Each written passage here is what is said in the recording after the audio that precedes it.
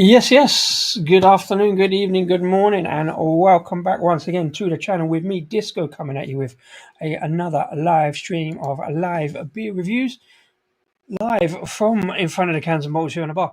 I'm still festively calling the Disco Arms.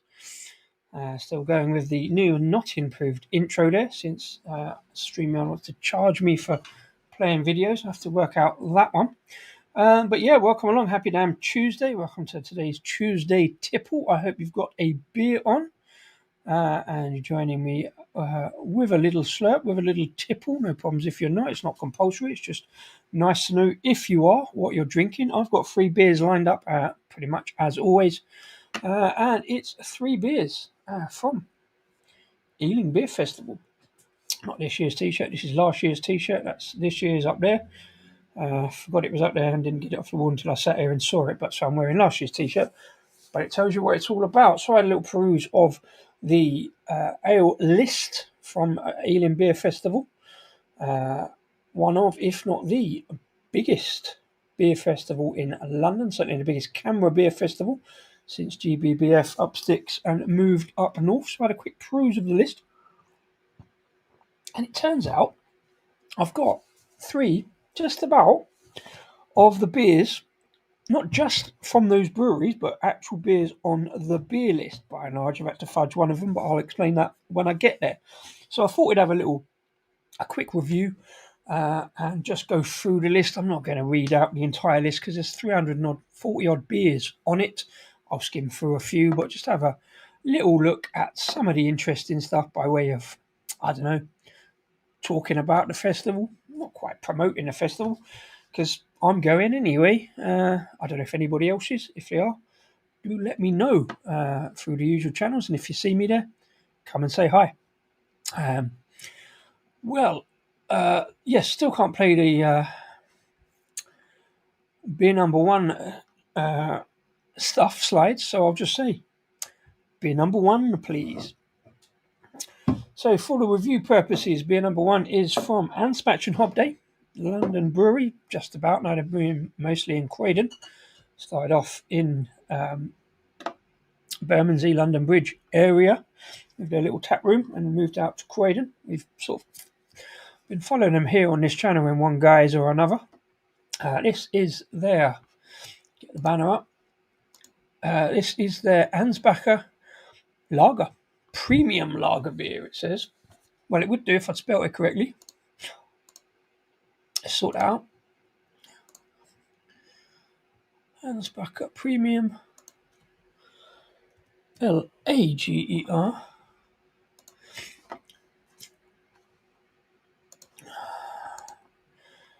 Yeah, 5% lager. Let's get it in the glass and Sarah, and then we'll catch up with some comments and see who's having a beer and what you're drinking. So I did say yesterday, I was reviewing Helles, that I find lagers or straight lagers, British lagers, even kind of difficult to review because there's not a lot about them, really. All the right notes, don't get me wrong. So maybe a bit strange that I've picked a lager for this one, but it's because it's on the list.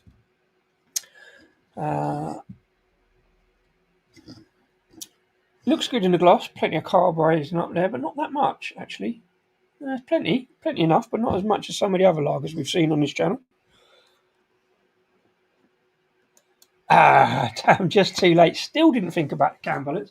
I'll do the photograph whilst we're here. Yeah, remind me on the third one. I do the can balance on the third one. Can't do it on the second one, and this one I've just missed out. We'll see what we can do on the third one, because the third one will be alright for that. This one I've done before, though. But we'll have a little practice, shall we? On the third one, see if I can do it.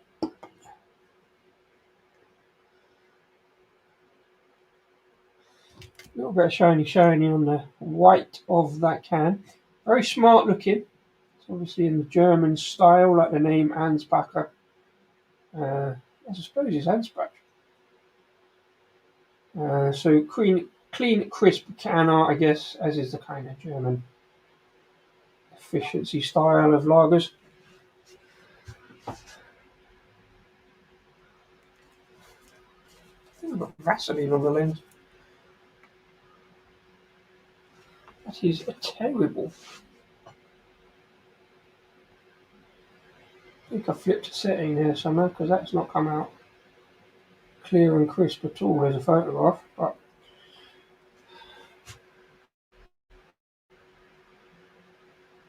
I'm pushing on. I don't actually know when I'm going to do these as reviews on Instagram, because I'm out all day tomorrow, obviously at the beer festival, so might not get much chance to put them up. But that's the can done. We'll worry about the can balance later. Yes, as I was saying, greetings, Mr. Wilson. Thanks for popping in. Good stuff. And a damn good evening to you too as well, Henry 420. That's another thing I forgot to do today. I was going to go and thank you for sharing out yesterday's stream and guiding a whole bunch of people over to the comment section, over to the stream. Thank you very much indeed for that, Henry, as always. And good stuff. Yeah, it feels a bit earlier tonight. I mean, I managed to get the stream away roughly on time. It was a bit darker yesterday, a bit more sunshine today. It's getting warmer again. I've got the fan on. Do let me know if you can hear that and it's affecting the audio. But thank you very much indeed. To sort some dinner, some kebabs and salad. You do like to eat late, but fair play, fair play. Okay, yep. But yeah, as you see, please like and subscribe if you're watching this after the event. Our buttons down the bottom there somewhere. For the liking and subscribing, it helps the channel out apparently, and it's free at the point of dispatch. Had an inspection Hobday beer a while ago. Yeah, very good stuff. Got plenty of stuff about. Getting out and about. Big love. David Wilson is on some tiny little brewery from Manchester. Second breath. Good. I don't know why I don't like cloud water. I just don't drink cloud water. I don't know why. It's just one of them kind of craft beer things, anomalies, whatever you like. But yeah, Anspach and Hobday, a beer featured, a brewery I featured a fair bit. One of the early videos we did was opening of their new brew tap room in Brewery and Tap Room in Croydon, just outside of Croydon. And we've seen them go from strength to strength. They had a bunch of space down there and put more and more stuff in. And obviously with the advent of their Nitro Stout London Black, which I know Rasko goes on about and loves, and I've tried and it's all right. But yeah, Ansbacher and Hobday generally love their stuff. Rasko's done a couple of interviews with the guys down there back in the day. I do that so that when I do the edits tomorrow, if I get a chance, I don't think I will, I'll go and put a little tab in so you can always look at those reviews if you want, if you're watching still. Anyway, cheers. Yeah, nice, solid lagery maltiness, light maltiness. There's a little bit of kind of sweetness in there, a little kind of, not quite sugariness, not quite fruitiness, but yeah, nice pleasant brewery kind of aroma. Pleasant lager aroma. It's easy for you to say this. I haven't started drinking yet. Anyway, cheers. Let's get down my neck and see what we got for a premium lager beer. Cheers. Enjoy the beers.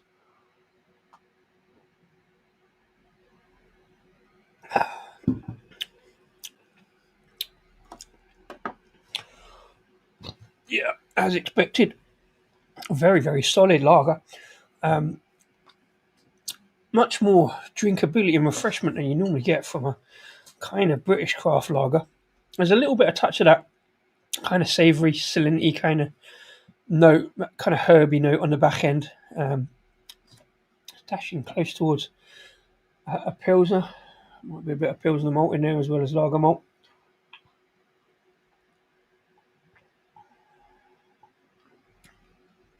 Yeah, it cuts into the savoury a little bit, which won't necessarily to be everybody's taste.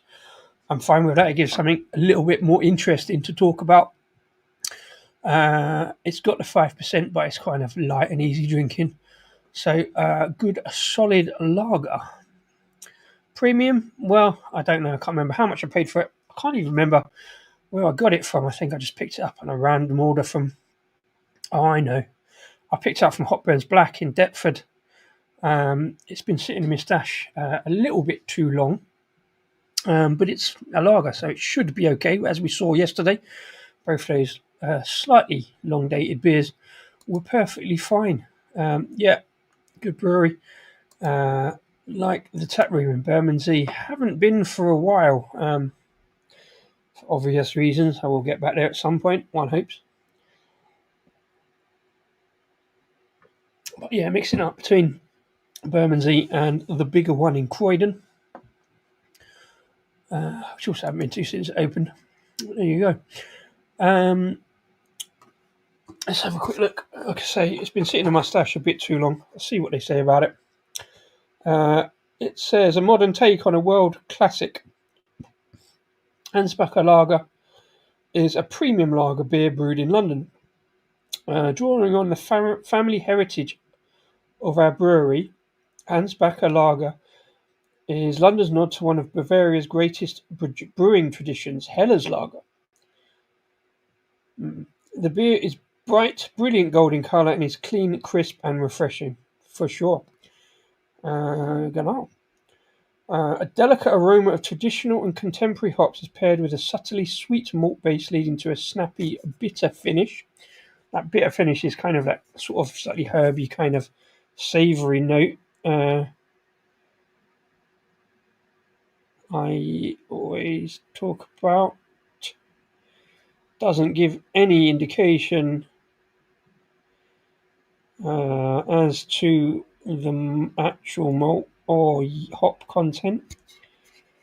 It just says no, 5%. And for some reason, 11.2 degrees Plato, and we still don't really know what Plato is, but I don't know. I suppose they put it on there because it looks European. Yeah, so as always, a little disappointing not to get the hop content. I can manage without the malt. It's probably just lager malt. Like I say, might be a bit of Pilsner in there. Oh, here we go. Batch 004. Of this one, I guess. The Gala number. 13th of August 2025. So we're all good. So they bought it possibly the back end of last year. I was looking through the Instagram earlier, as always. It takes ages to search all the way down Instagram to find out what I've done before, which is a bit annoying because then it means I can't find out when I bought it. Not that it matters that much, but there we go. Yeah, looks reasonably good condition. Bit of lacing on the glass. Not massive on the head retention, but it's there. It's covering the top, so it's not dissipating completely.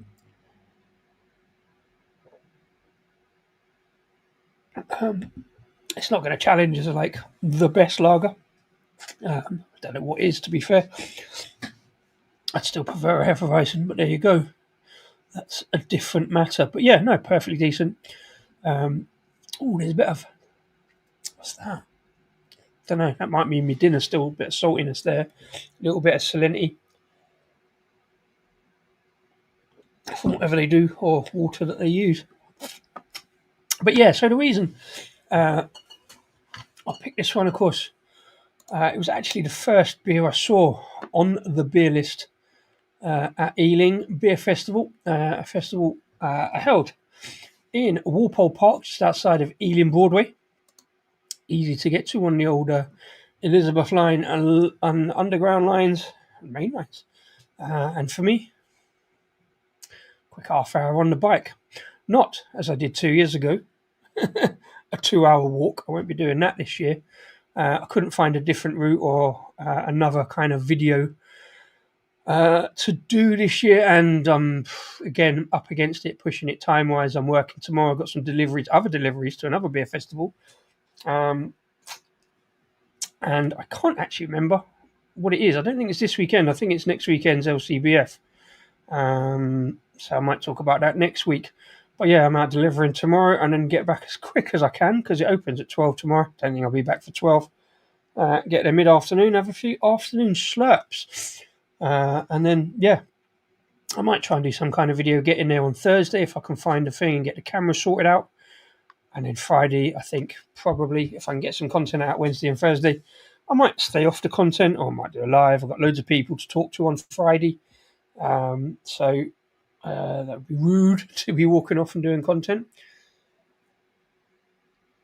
Who knows? Might see Rasko there. I haven't spoke to him about it, but it's a festival that me and Rasko always have been going to for a long time. In fact, I think he'll probably say, and he's probably right, that he introduced me to Ealing Beer Festival a long, long time ago when it was in the town hall. It was inside, fairly small to be fair, but it's grown and grown, moved to the cricket club, and now moved outside into a big top tent in a Walpole Park, 340, 50 maybe odd beers. Maybe that's just the casks. Say there's a few more. Fairly progressive festival, it has to be said. Early adopters of cask, early adopters of keg beer, and explaining to people that keg beer doesn't have to mean craft beer over carbonated nitrogen carbon dioxide fizzy beer. Basically, it can also be real ale in keg because, well, it's made the same way, just put into a different container. The only difference really is the method of dispense. Casks, just come out of a different line, slightly different dispense, but according to camera, with keg beer being the last container before dispense, can still be real ale. We could argue long into that one. I'll go myself now, pop in and out. That's what it's there for. Thank you very much indeed, Henry. Going to London Craft on Saturday afternoon session. Want to see the new venue? Yes, over in Greenwich, I believe. I haven't looked into it, to be fair. Bear me a second.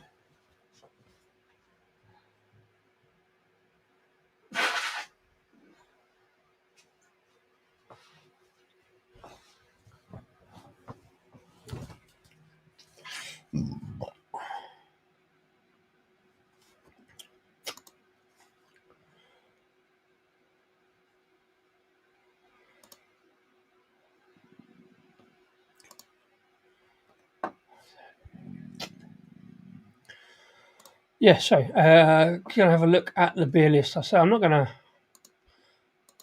read them all out. That would be kind of far too long.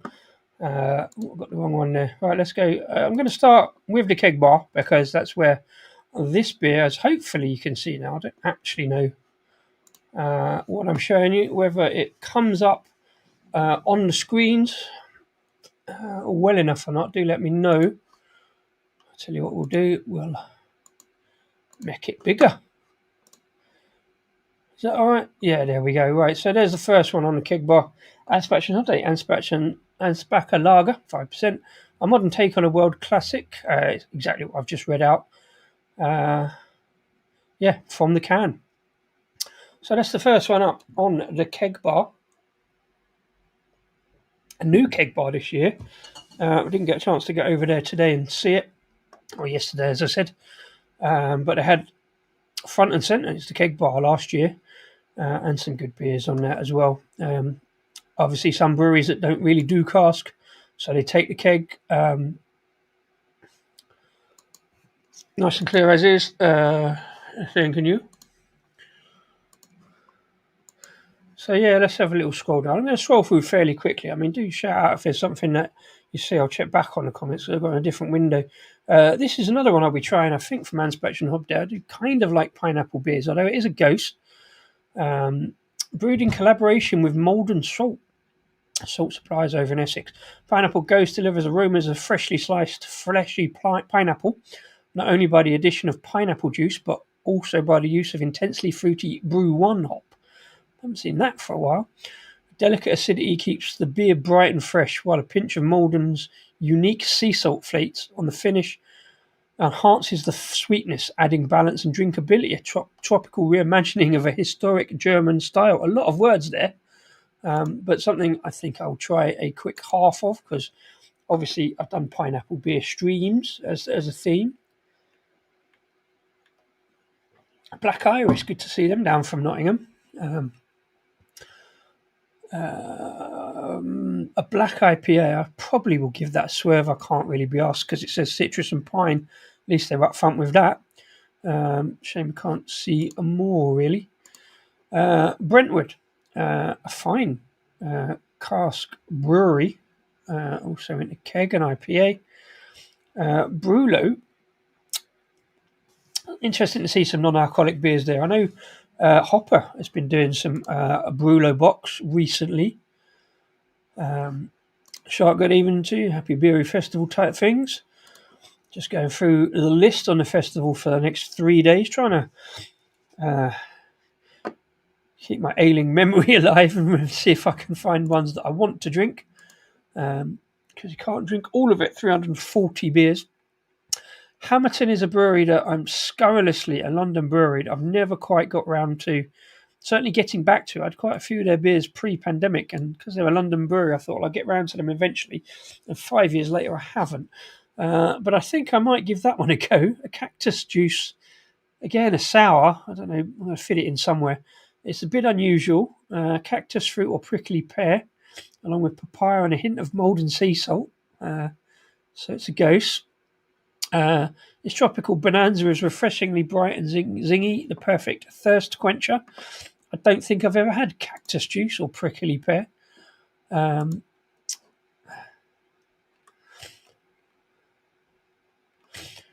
Mexican hot chocolate stout and some Ancho Grande chilies. I might try that one if I can get back to it. Again, not all these beers are necessarily on straight away. They might hold a few back. London Brewing, always good to see them out of North Finchley. West Coast IPA called Beano. I think I'll avoid that. Next Stamper I saw on the news tonight.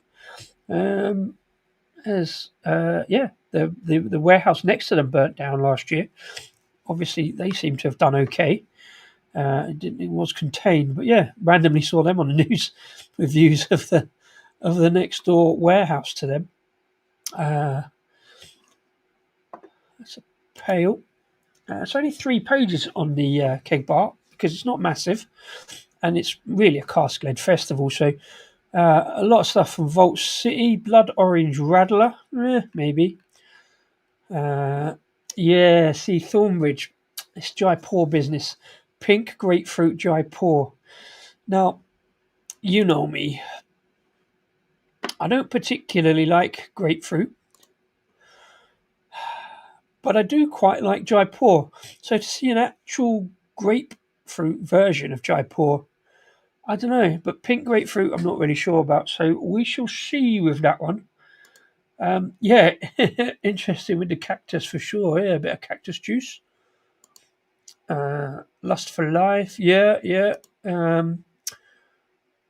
Los Martos is very good. Okay, I might have to maybe, if that's still on Friday, I might have to go in for that one. Well, I'm going up now. Another pineapple beer there. Tap East, Donkey Therapy, Pineapple Kolsch, Pineapple Lager from Sandbrooks. Again, Sandbrooks, very cask-led brewery over at Wandsworth. Took over the Young's Brewery premises eventually. So, might have a little pineapple session maybe. Try that one. It's called Poncho. Sounds more Mexican than German, but there we go. I know Sandbrooks have got a fair amount of cask there as well. Hazy Pale, from Rebellion. Yep. Know a bit about Rebellion. I've not seen them so much on cask. Well, there we go. There's the brewery. Obviously, I'll be talking about Perivale. I may not try either of those on kegs because I don't really need to. Although I do like to do the seeing my own beer, nominally my own beer. It's not, it's my boss's, but I've had a hand in it. So yeah, the very crisp Nettle Pilsner. I did have a little complaint about that write-up just saying Nettle Pils, but that is a very good and slightly unusual lager. Czech style, Sars hopped, with the addition of stinging nettles. Really interesting, something different. Brings that little bit of extra kind of zinginess, kind of slightly savoury kind of plant edge to it. And also, same with the very zesty elderflower. Very zesty is a beer I have talked about and reviewed before, done a video of that as well. A not too sour, not too. I've used the term not too sour, but I wasn't happy with that right up. But zesty itself is a kind of lemon meringue pie type sherbet lemon kind of pale. The elderflower in it this year, because there was some available when we brewed it, gives it a slightly different dimension. And again, all about locally foraged kind of ingredients if we can, if the beer style permits it. We don't have too many cactus beers here. Is that because you're on the edge and they're more in the middle, or what? I don't know. It's crazy. Cactuses have any juices they grow, but they store it. I think that's the deal. Yeah, they store the water, don't they? Which helps them live. Yeah.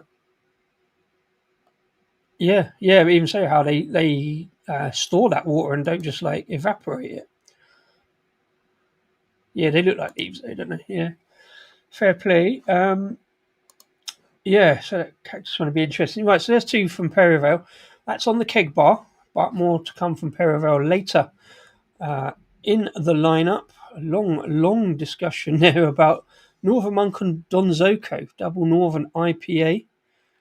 I'm not going to read all of that out. I'm sure it'll be fine, but a lot of English hop varieties. First Goldies, Ken Golden, Bramlin Cross. Yeah, maybe I'll try that one, I don't know. Oh, and there's the other one there from a Neck Stamper. Another IPA. So plenty on a keg bar already. I'm going to go up the top and go down because it's easier. I don't know why there isn't a thing on the top. So there's the other stuff from Vault City, Neapolitan Single Scoop. I think that was there last year. And I'm sure I had that but didn't review it, so I might go at that again. Strawberries, chocolate, smooth vanilla, soft ice cream, vibrant fruity, and smooth, luscious mouthfeel. What it won't be, I don't think, is very chunky, like some of the Vault City beers out of cans, but might have a look. Another fruit sour. I don't know what that is, though. Poirbel Hélène Cerie. Tontap 4. Something to do with France. Poached pears, smooth chocolate, creamy vanilla, and delicate flavours of roasted almonds. It's a difficult one to put together and not be overawed, but there you go. Oh, look, there's a little bit of Verdant. People, Money, Space, Time, a beer I've heard so much about, but as always, don't really get around to Verdant that much, although I have got one in for the next disco day coming up, whenever that turns out to be, because I've got to find a Friday or a Saturday available for it, and I haven't got many of those coming up. This one here is interesting, Wimbledon. Wouldn't necessarily think of them as a keg beer, especially from a vintage ale. So barrel aged in Armagnac casks. I'm interested, and then put into keg. Why? Why not put it into a cask? I don't mind. I think I'd try that though. At least give it a half. It's a 10%, about 10.5%, but maybe finish on that or something before a big stout. Aroma of spice, Seville orange, taste of marmalade and fruitcake with a dry, bittersweet finish. I don't do a lot with vintage ales, certainly not fillers, but a London vintage ale from Wimbledon. I'm not a massive fan of a lot of Wimbledon's cask stuff, mainly because you see it in Wetherspoons and they end up being a bit kind of dry, bitter, and, well, coppery. But I might give that one a go, I think. Moving on to Yonder, having had a couple of Yonder beers recently, been generally impressed. Cocoa Mango Loco, coconut and mango. That could be quite big and a good hit of vitamin C fruit. Not sure about that mini Battenberg, though. I'm not a big fan of Battenberg cake. I like the sponge, but not a big fan of marzipan. Although I like almond, so I could give that a go. Watermelon Crush from Yonder. I did review a pint of that a couple of weeks back at local to Ealing Bar. The Dodo, and it was a very good. More about watermelons later on the cask list.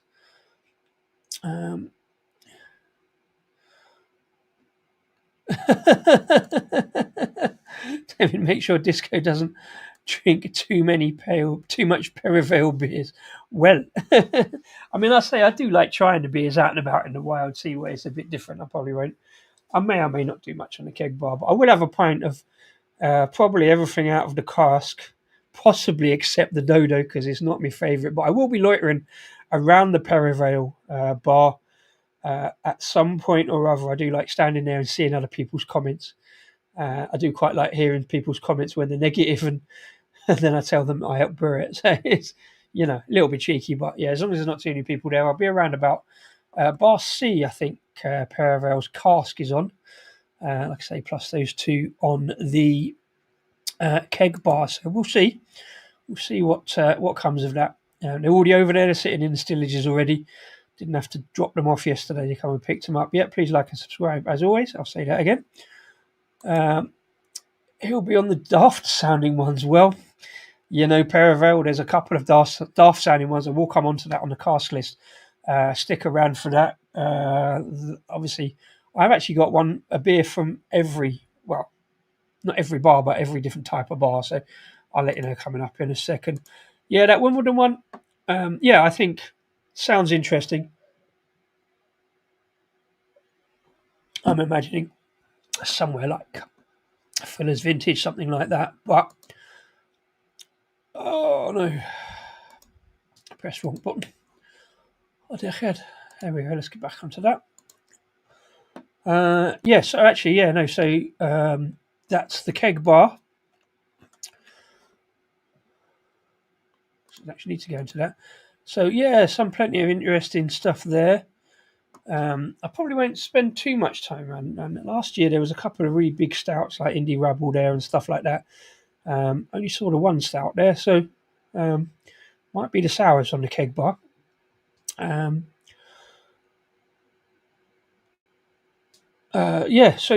This one, obviously, I don't know. I probably feel like I should have like at least a half of this one on the bar and maybe compare and contrast. Maybe I'll have to do that straight out of the block so I can actually remember it.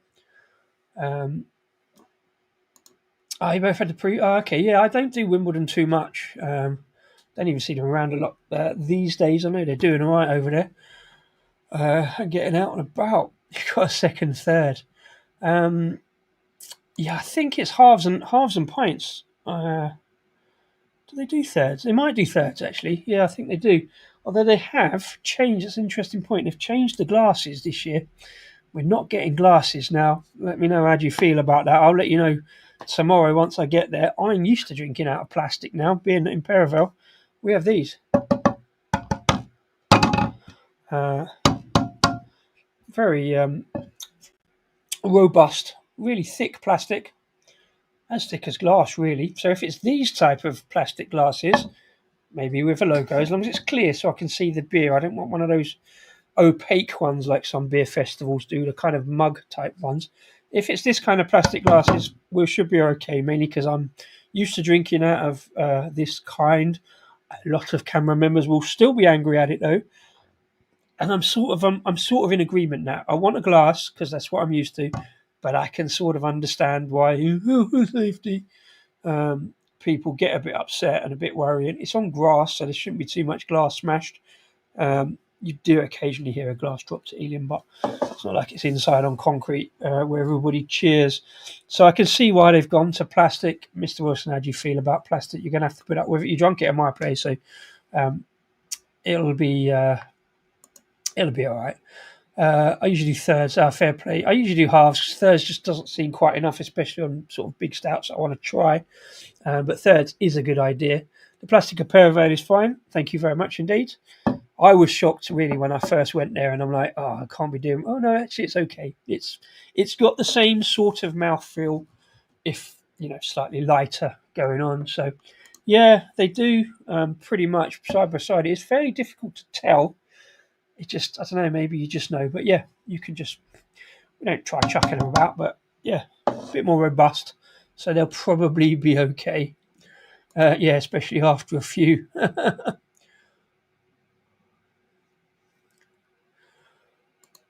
No, I hadn't mentioned that. That's a good point.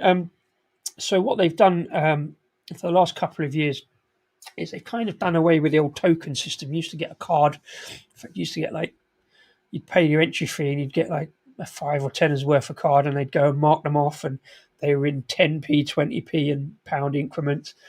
And it kind of slightly delayed the transaction whilst the volunteers, they're all volunteers, cameras had to start marking off the cards, and it like, as a traditionalist, I was fine with that. It was like, it is what it is. But now with the advent of technology, we've all got these card readers on the bar now. So I think last year Ealing went with that and said, right, we'll get all the cards. It's a bit of an investment. They got all the, I don't know what they use, whether it's Zettel or whatever, but yeah, now it's just a case of tap and go. Well, not for me because I don't do tap and go for security reasons, but it's still, it's just easy. You just pay your half or your third. On the bar, nobody in IT charges now for like, £1.50 or whatever the thirds are going to be. I don't know. I don't know what the prices are, but they're generally pretty good. Pub-ish cask prices, a bit more on the keg bar. I think they were like £6.50. We do £6 on our bar, cask or keg, just because it's easier. Other beer festivals do the unlimited thing. I think London Craft Beer Festival the following week is unlimited with your ticket price, but you only get tasters, which are kind of slightly less than a third, I think. I don't know because I've not been there yet. But yeah, it'll be all right. Okay with it as long as it's marked.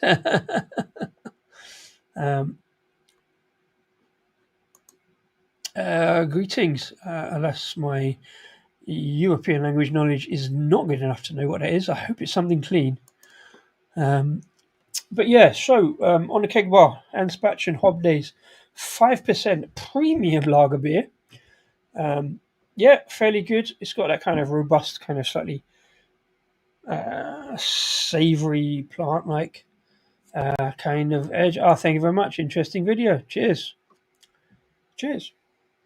So going to neck this one and get on to the next one.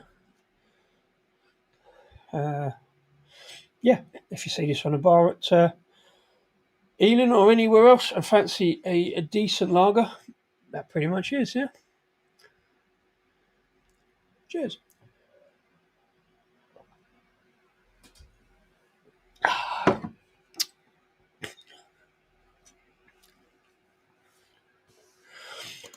Cheers, Henry. Nice one. Need to go some to meet costs at London Craft. Wow. 150ml pours. Well, yeah. I probably won't get to that. In fact, I know I won't. Let's move on quickly to a beer number 2, please. Again, not putting the visuals up until I plan it a bit better and get it down. So beer number 2 is this little, I guess, a classic. I don't know much about this beer or this brewery. Certainly a German classic. Usually talk about it every year around about Oktoberfest time. I'm talking about it now simply because I happened to notice I was cruising through the overseas, European and further bar, which sadly is all bottles and cans. Haven't quite got worked out getting cask or keg beers from further afield like GBBF does. I guess slightly smaller budget or whatever. But it is from Ayinger of Germany. It's called Celebrator, and it's a 6.7%, I think, Doppelbock. And it sounds like my kind of thing. I've seen the pictures, to be fair, because it's a darker one. So let's get it into a glass and see what we can find. I think everybody else will tell me about Ayinger. I know it's kind of a classic German beer brand, I guess. It's been in my stash maybe a little bit too long. I have to get the magnifying glass out and see what we've got in there. I should put it into the bowl type glass just because it is a darker beer. It feels a little bit more European. I haven't actually got any German beer glasses, and obviously can't do the bottle balance on that one. I'll just chuck it all in. But Mr. Wilson, superb. Thank you for the photo reminder. I find it difficult doing bottles. I've rather gone on to cans quite a lot because photoing bottles, it's just a lot of difficult either reflections or the size. This, you get a big glass in as well. As it's gone a bit dark. Stunning looking bottle though in the German style. Nice, and as I was saying earlier, kind of clean, but also kind of sort of not quite sure what the word is, like regal almost. It's kind of sort of regalia on it, I suppose, is the word.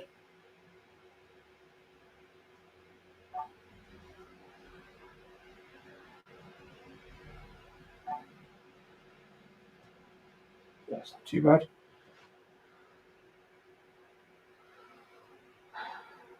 I have to do like there's about 20 photographs on Tuesday. I was thinking of doing the reviews right now, but then that would require me to think about words and stuff, and it would take far too long, and you'd all get bored if you're not already. If you're not already, and you're watching this after the event, do let me know, comment below, etc. That's not going to work. Sorry, gents, ladies and gents. Gonna try that again.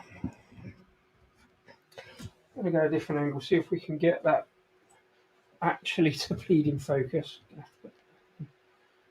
Do need a bit more light on it, maybe that's the problem.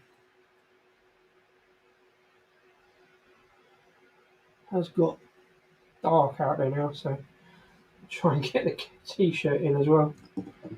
Too fussy Disco, just take the photograph.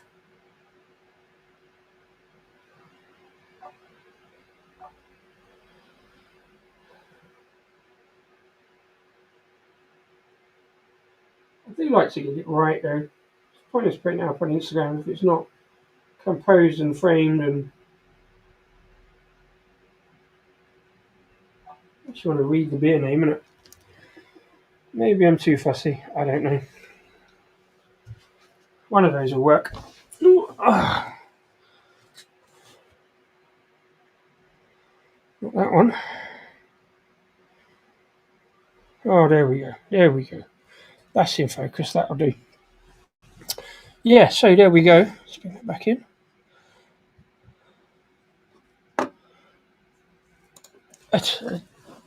Aisha, thank you very much indeed. That's a good one. Yeah, it looks alright. Nice and dark. Very, very dark brown. Not quite black. Really good head development. Some nice lacing on there already. Let's have a little sniff. I'm expecting lots from this aroma. Nose is behaving itself a little bit today. Definitely fruitcake I'm getting. Maybe it's because I was just talking about fruitcake. Rye bread. A little bit of raisin perhaps. Doppelbocks are the ones I should drink more of. I just never quite get around to it, especially in the bottles. If I'm ordering, I'm probably ordering cans because I'm only doing a small order off, say, Trembling Madness. I haven't been back to Beers of Europe for a while. But yeah, 6.7%. It's going to be nice and robust. It does feel, I know a lot of people say stouts in the winter, but I did comment on Instagram the other day about drinking stouts all year round. So who should I do with the darker lagers? But yeah, cheers. Let's have a look.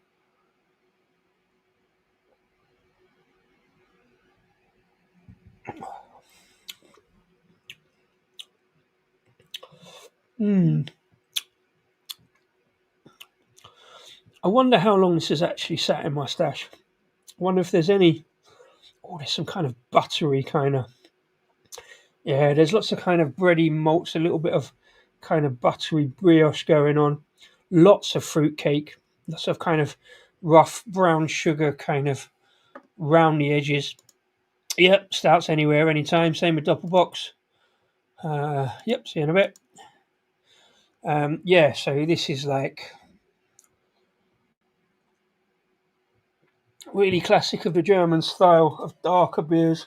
Putting some darker roasty malts in there.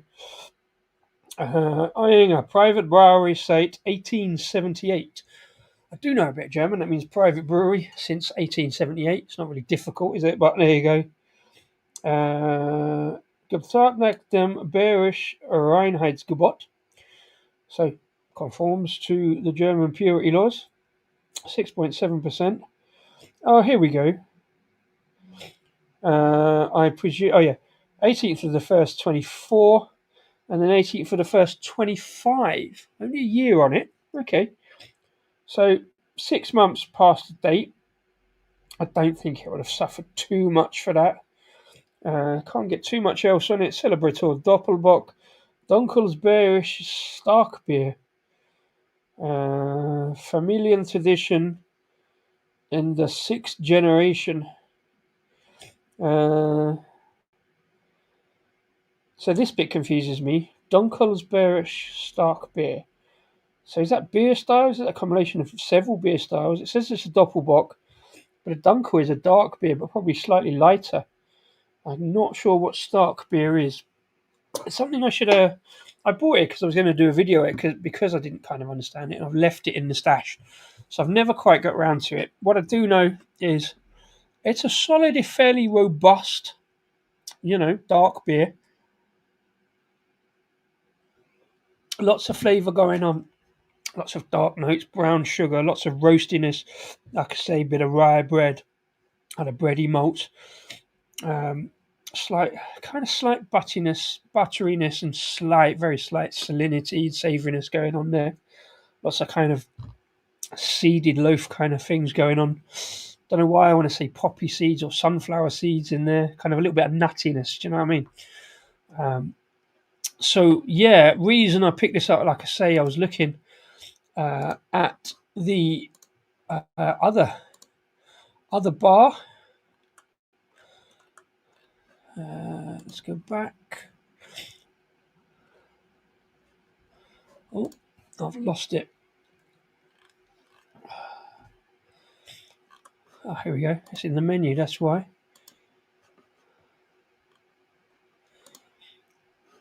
That's because I made the screen bigger. So it's on the World Beer Bar.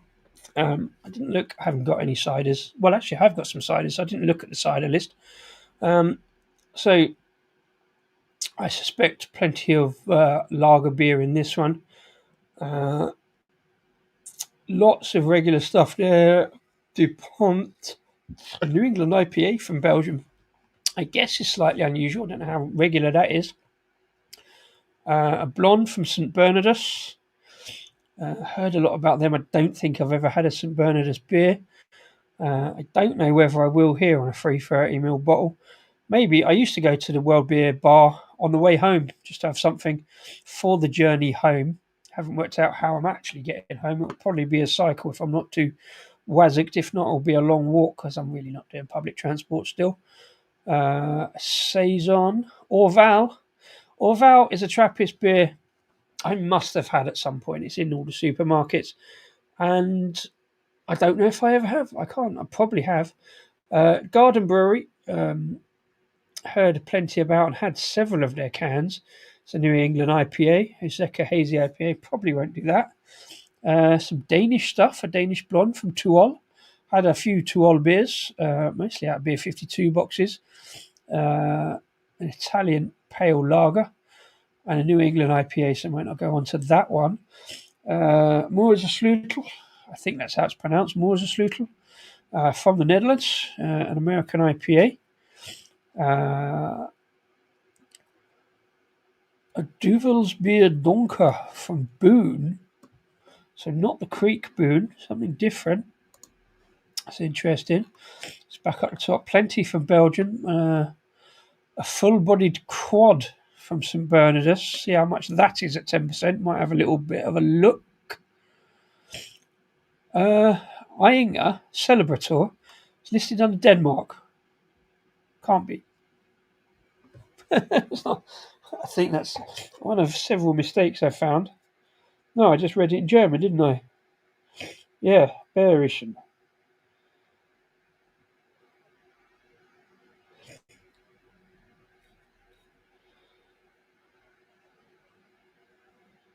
Yeah, I read it in German. I mean, there are some parts of Denmark that speak German.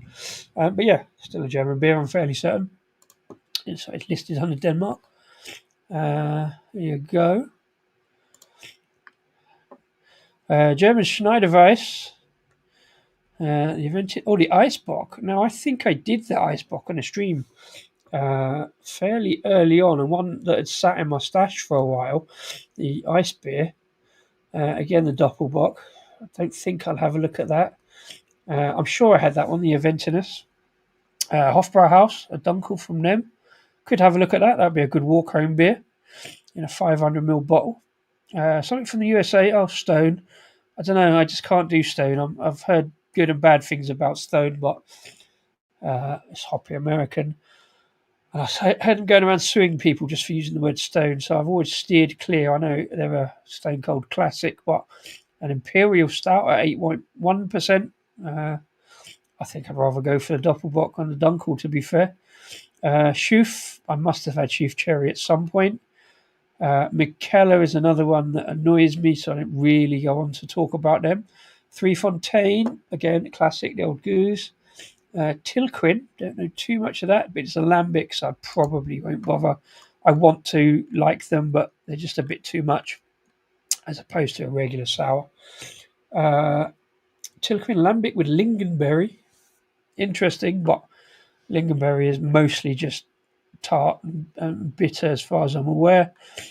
A grape lambic.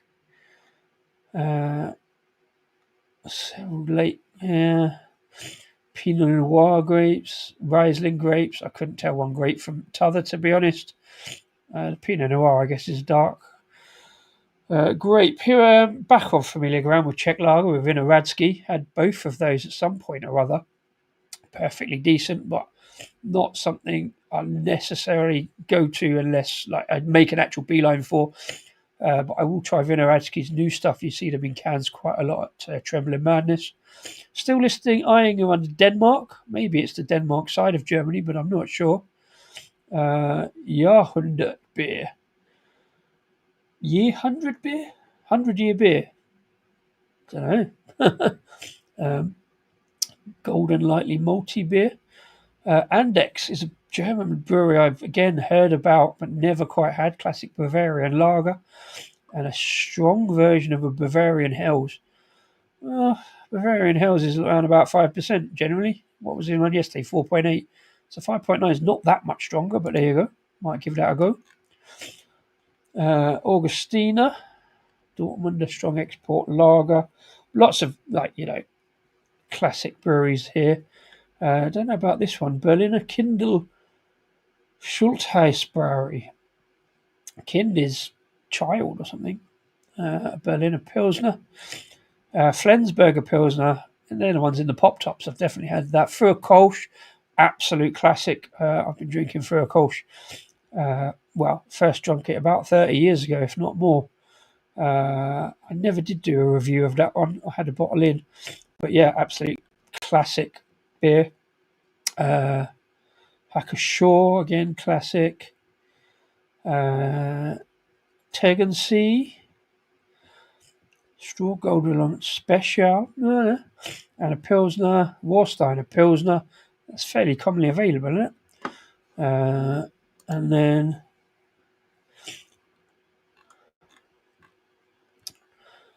another one, low alcohol from the USA. Furkolsch Radler. Why didn't they put that next to the other one? Schlenkerla, the Rauchbeer and the Martin. Again, classic, but fairly heavily available. Again, that's probably one for a walk home at some point. Hang on, there's the Schneiderweiss Aventinus Eisbock again. Didn't we see that on the first one? Funky Fluid from Poland. Passion fruit, mango, lime, and coconut sour. I could be tempted, maybe. O'Hare's Irish Stout Nitro. I think that's fairly... O'Hara, sorry, not O'Hare. O'Hara, it's fairly available elsewhere. Lef Brewer. Unfiltered wheat beer. Wheat beer with coriander and orange peel. Nice. Might pick that up. Oh, actually, I might pick that up because I've got a wheat beer stream planned. And as I said yesterday, it involved Dark Revolution and I'd already done it. So, yeah, could try that maybe. And the Japanese one down the bottom, Hacker-Shaw. We were at Hefeweiss from Hacker-Shaw. and again from Schneider. But down the bottom there, lot of that in this country. Hitachino Nest White Ale. I think I've got one of those. I didn't check that. Maybe I should have. But yeah, so not massive. I don't know as world beers go. Whether it's, I mean, it's fairly. It's not comprehensive, but it's fairly. Yeah, definitely German. Just a little bit of an error there. Ayinger, I know German. A little bit of an error on the write up. Stay away from that stone beer. Like I say, I stay away from stone beer in general. Is it bad? Just not one of their best beers. Yeah, I stay away from stone in general because, from what I've heard, it's one of those breweries that I'm not woke and staying away from all this, that, and the other. But the stuff I've heard from Stone, I just can't bother. There's so like same as Mikella. Heard loads of stuff. Can't bother. There's other beers cheaper, better. More classic stuff. So there's so many beers in the world. I just don't bother with some of them, no matter how classic people think they are. I just can't be asked with all the. Not that anybody's going to notice me going on about a beer where it's slightly dicey, maybe. I just don't do it. I mean, I talk about why I don't do it, so I'm mentioned in the name, I suppose. Enjoyed the Hikachino beers I've had. I'm sure I've got that one in the cupboard, so I might have to have a look at that. I still got far too many beers in the beer stash. Like I say, these have been in here for a while. These two, anyway. So I need to get through it. Don't know if I'll be doing any content over the next 3 or 4 days. I will try to do some. Maybe I'll do a quick walk around if it's quiet. Maybe if I get there first dibs on Thursday or Friday. I won't get there early tomorrow. I might do a quick walk around, see what I can find. Or like I did at Czech Embassy, maybe. See if there's anybody who wants to talk on camera. Maybe I haven't organised anything, but, there'd be plenty of people there. I might even get time to do any content. Getting a bit more dark bit of chocolate there now. On the back end. It's a little bit rough and ready, but it's one of those kind of, at 6.7%, you maybe expect that a little bit. Well, yes, he loves. Like I say, it's a beer festival that we used to go to on the regular, and we have done for probably the best part of 20 years, I suppose. So yeah, I'm no doubt he'll be there at least one day. I haven't arranged anything. I've said to him, if I see you, I'll grab a beer with you. You know what I mean? I don't know what day he's going. Bonus points if anybody gets a photograph of us together. That'd be fun. If you see him, say hello. If I see him, I'll say hello, and I'll probably even buy him a beer. See, if you're listening, Rasko, I'll buy you a beer. It's one that we would, like I say, did some content the year before, did that little video, and he did some interviews. I'm not really, don't know. I left the interviews to him, so I didn't really want to take over that as well. I just do the kind of regular beer reviews. But yeah, if I see Rasko, I'll buy him a pint. Maybe we'll have a chat or something. If you see him, say hello.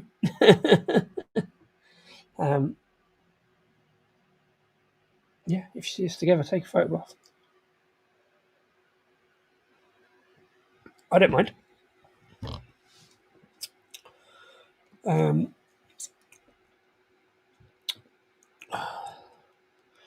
Kind of getting into that. It's kind of warming up slightly. It was in the fridge for a bit, but I didn't want to put it in there too much. Oh, fuck. Watch out. No. So if that's about. It's all right. It's plugged in and working. What's going on? Do you want? Don't know what happened there. Sorry about that. It's got a message, and the whole screen went blue. But yes, no, we're all good. We're all good. Yeah, really enjoying this. So I don't get to Ayinger too much. I do see them about. It's not quite strong enough for a kind of boozy edge. There feels like a touch of rum or brandy in there, maybe. Yeah, I'm not going to go and I'm not going to go and look at Ayinger. What I'm going to do is move on and go through because the cask list is obviously massive, and as I say, I don't really want to mention every single one because it would be quite dull for you as it is for me. But let's go back onto the beer list and see what we're getting at with the cask list. That's kind of what it's all about. Like I said, it's a very progressive festival. One of the earliest I remember getting a keg bar, apart from GBBF. So there's plenty of good stuff going on. And obviously, having met the organisers as well, I know I'm really into their beers, cask keg, and everything. So what have we got? It's all alphabetical, so start with the numbers. 3 brewers from Hatfield. Don't know anything too much about them, but as that one says, a light hoppy aroma. I'm probably moving swiftly on. 3.8% pale. Again, sure they do some good stuff. I'll maybe go and have a look. There's a special ale. Might be worth a look. 4.8%. Yeah, I don't know anything about 3 brewers. Should probably look them up, see what they got. To be fair, Abbeydale, know plenty about them. Had several of their beers. Always look really, really interesting. Some really good kind of adjunct stuff. But also doing good stuff in their kind of core range. This one, Absolution, which I think is the kind of name of the range rather than the beer, particularly fruity pale ale, deceptively drinkable for its strength, sweetish but not cloying. Does that mean it's not got grapefruit in it? Grapefruit hops rather. Coconut macaroon stout sounds good. I might try that one. Sabro with the coconut though. I think Bounty. I think it means Mars bar. Yep, good stuff. Again, Deception. I think is the range rather than the beer name. Abbeydale Voyager. Acorn Brewery out of Wimwell with Barnsley. I have not seen Barnsley Bitter around for a while. I'm glad they're still about. Maybe I'll try half of that. 2 Little Ducks.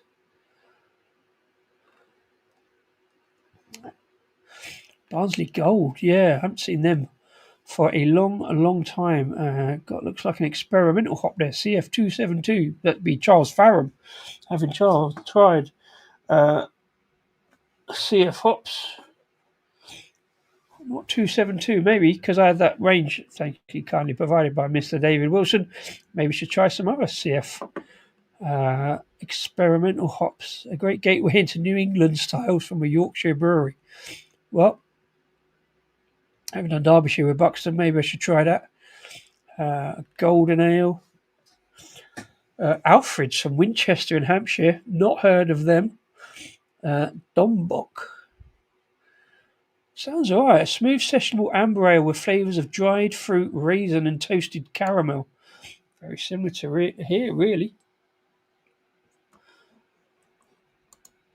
Oh no, fair play. Yeah, give him a shout if you see him. He'll happily say hello. I like slightly rougher edge. Okay, yeah, fair play. Yeah, Alfred in Winchester. Dark amber with off-white foam, flavours of dark chocolate and toffee. Interesting. Let me see those. Anarchy from up in Newcastle. I haven't seen really since I've been up in Newcastle 5-6 years ago. Kicking the taste buds from this classic northern brown ale. Laced up with rich caramel, malty flavours and a nutty finish. Could give that a go. Showcase of the versatile Simcoe hops is cheat code. Here we go. Capybara. Definitely want to try this.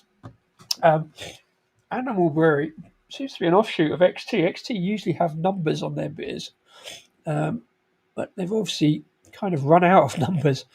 I'm up in Buckinghamshire, and I haven't seen them around for some time. But that one, Capybara, is relevant because the logo, we haven't got it on the T-shirt, it's on the main T-shirts, and obviously I put it on the thumbnail today. The Capybara is a resident at the local zoo, Hanwell Zoo. And apparently capybaras is unexpectedly bred or survived pretty well in the wilds of West London in the zoo there. And the favourite food stuff of a capybara is a watermelon. More about that later, but hence this beer. I think it's a beer they've already got and just happened to be relevant, called Capybara. It says a hazy appearance and juicy flavours make it a refreshing choice for ale enthusiasts seeking a flavourful and easy drinking beer. And in theme with this year's Ealing Beer Festival, no watermelon in that one, just a relevant name. So they have a kind of animal series. Again, very.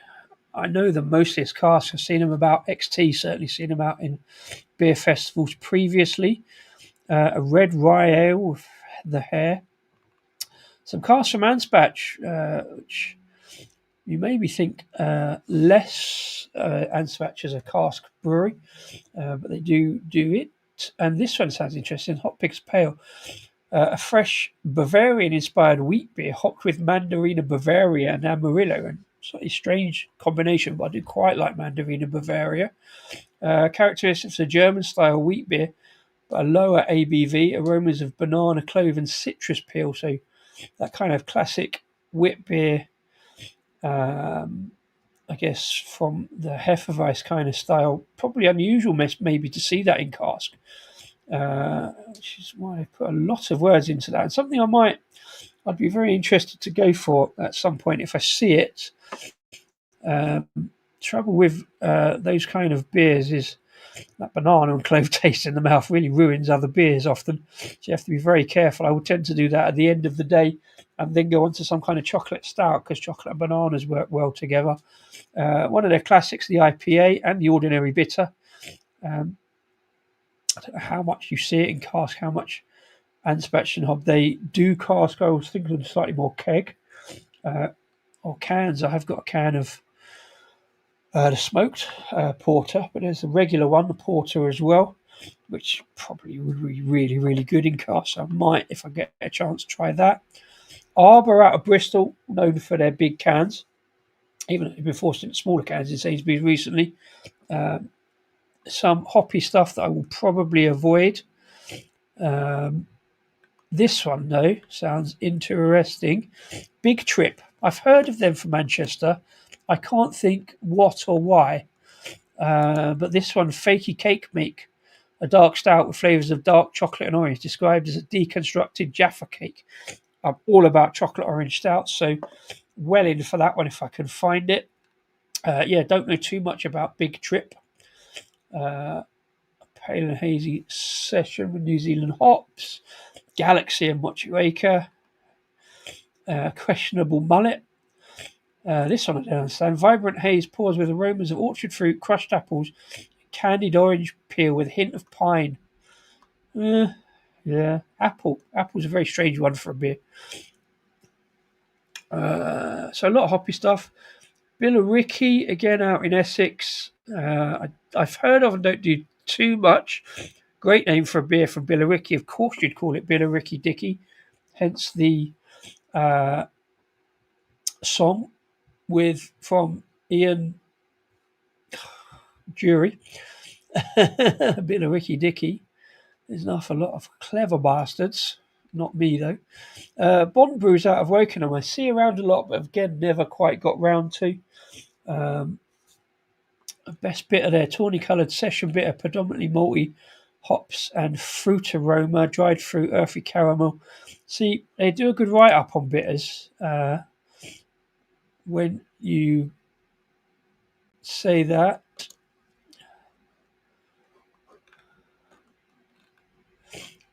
So was that the Anspach one? So sorry, no, I can't see both. Actually, I can. No, I can't see and scroll down, so I can't always see the comments properly. So I'll have to come back to that one. Oh, the ordinary bit, that'd be the Anspach, wouldn't it? Yeah. My bad. I have to keep flipping back. Yeah, Bond brews. I always forget they're out of Berkshire. I should avoid that one. Yeah, I'm not sure about this kind of best bitter description because it often ends up being caramel in the background and then hop heavy, a little bit of grapefruit.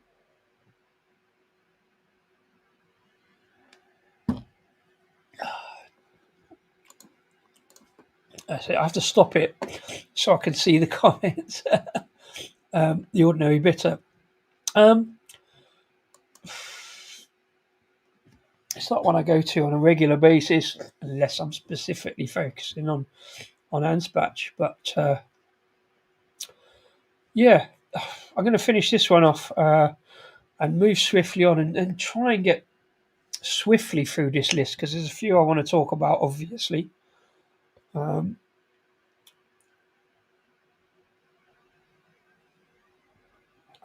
Nice. I'm going to finish that off at the end because I'm going to move on to this one. Beer number 3, please. You've probably already seen what's coming up, so I'm going to do it. Get into a glass. It's a beer I have reviewed on several occasions. Certainly on Instagram. Certainly, well, back in the day on Twitter because it's a kind of festival favourite and obviously a brewery favourite of mine. I keep talking about Brass Castle. It's a bad kitty. Oh, what happened to the... Oh, damn. Did I take the banner off? Or did I not put the banner on for that one? Oh, it's all going fucking wrong, isn't it? Again. Did I not put the Ayinger banner on? Well, there we go. That's the Celebrator, the 6.7% Doppelbock from Ayinger. This one, Brass Castle, up in Malton in Yorkshire. Featured them many, many times. One of my favourite beers. That Ayinger's hitting. It's kind of hitting. Yeah, I'm going to sit and save the last of that in a minute. Yeah, 5.5% vanilla porter. They've done several variants of this now. I'm looking forward to the next one coming out soon, I believe. But yeah, 5.5% vanilla porter. If I don't put this one up on Instagram with the review, it probably doesn't matter because I have done, I think, at least once or twice. Right, let's see if I can get this right. I think it looks amusing rather than impressive. The key is not to pour the whole can out. Get some good head development. Is that about enough? Oh, I think I've gone a bit too much. No, I've nosed it. I've gone a bit too much in the can.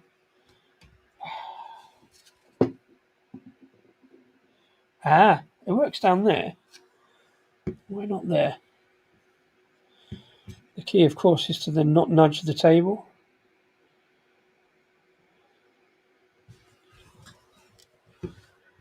This is not worth it for the radio silence. Just got to concentrate. There you go. Ta-da. Shit. That's what I talk about with a can balance, and then the photograph comes in a second. Haven't done this for a long, long time. Certainly not on Instagram. And just be careful not to nudge the table. Just going to go with this one. Always, as I say, a very difficult to photo Brass Castle with that kind of vertical can name.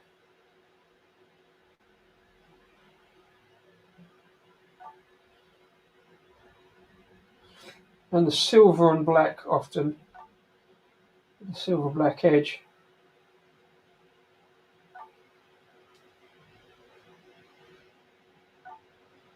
Oh, I'm gonna move. Might as well if I'm putting it in the McColl's Northern glass.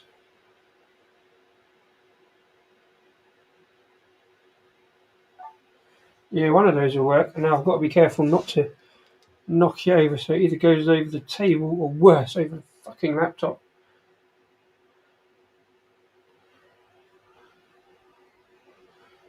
Yeah, that works.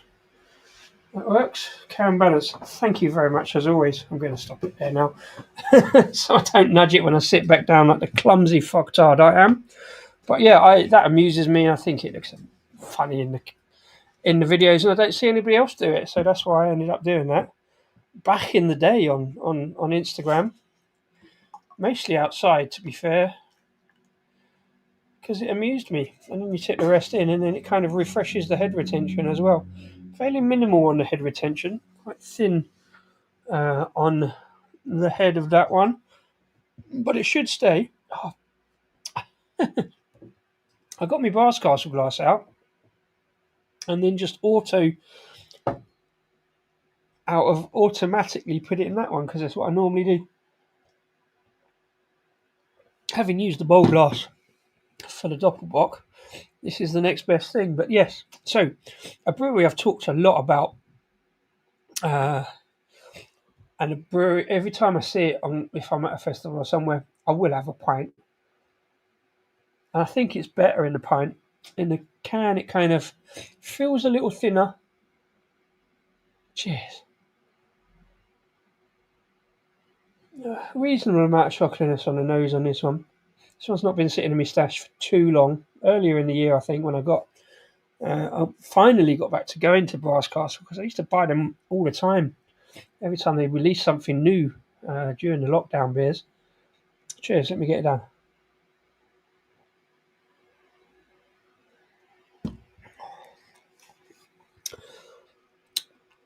But yeah, fairly solid porter. A little bit more kind of rich, kind of bitter chocolate notes. A little bit of coffee, touch on the bourbon biscuits. I never get vanilla, so I always drink this one, trying to find it, and never really do. A little bit of kind of bourbon cream note.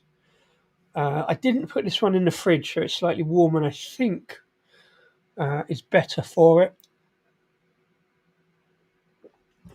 So I think, yes, definitely I'll have a half, if not a pint of this, if I see it on the cask at the festival. Maybe not tomorrow, maybe later in the week, perhaps, if it's still on. Obviously, you probably saw I went to scroll on it, but there it is, 5.5%. From Bars Castle, the description. Oh, I've just seen the tangerine and lime. Oh no, grapefruit. Yeah, moving on. Right, so a chewy chocolate vanilla dream of a porter, decadent and Moorish.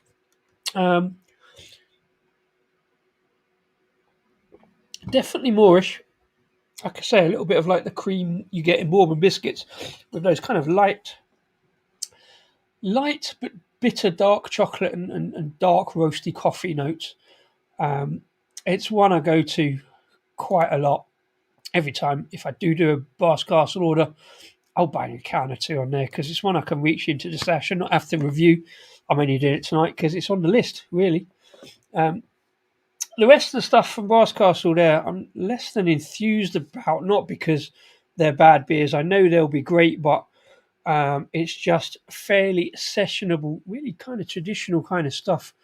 A Yorkshire bitter called Best. I like their new pump clips. If they've got a bit more, it's got a bit of like a castle kind of and a triangle with these beers anyway. I've not seen one in the wild, I've just seen the pictures.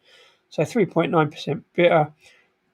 Bright is a modern pale ale with Citra and Chinook, so I will always avoid that, of course. Sorry, Brass Castle. Love the rest of it. Morph. Zesty, fulsome stone fruit. Not sure about that one, but I'll give it a go. So again, not too much from Brass Castle, but I will have a pint or half, depending on when, of the Bad Kitty when I can. And as you know, yeah, love Brass Castle, love what they do. Don't have too much on their website these days. They've kind of not put so much in cans these days, focusing maybe more on the cask and their pubs and bars, getting out to that. Hoping to try the Bad Kitty. Yep, hopefully it'll still be there by Friday and should be okay. So yeah, might even join you. Brentwood is another brewery out of Essex that I've had many times at beer festivals, certainly Canberra beer festivals. I'd kind of like to try the Braveheart just because of the name. Long story, personal story. Classic, extra strong, bitter. Not particularly strong, but I'll give it a go. Wouldn't mind trying their porter as well. Looks good. And the big one from Brentwood, and I'm sure this is really an OG beer for me, Clockwork Orange, a deep chocolate malty beer brewed with oranges to give a background citrus bitterness and matured to create a classic old ale style. I'm fairly certain Brentwood Clockwork Orange is one of the ones I tried years ago and then never quite knew what it was. I didn't have the photographs or lost the photos or whatever. But that's one I'll definitely have always been chasing, I think.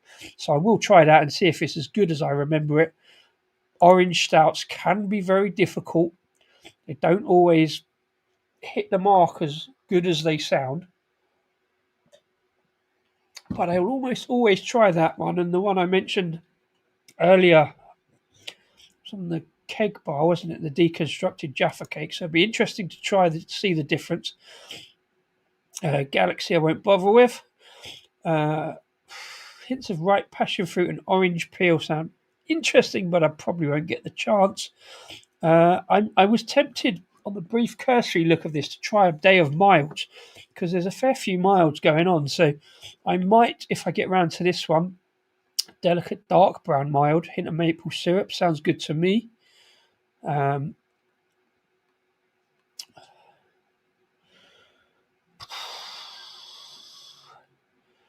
And then we get on to Brew York. More about that in a second. Do bear with me.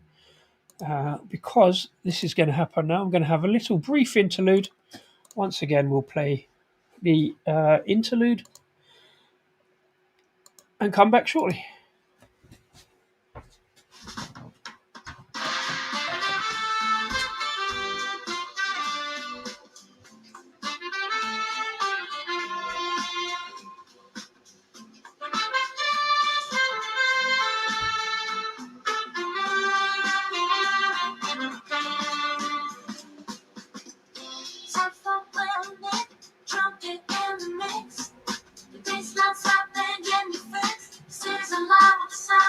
Cheers. Enjoy this.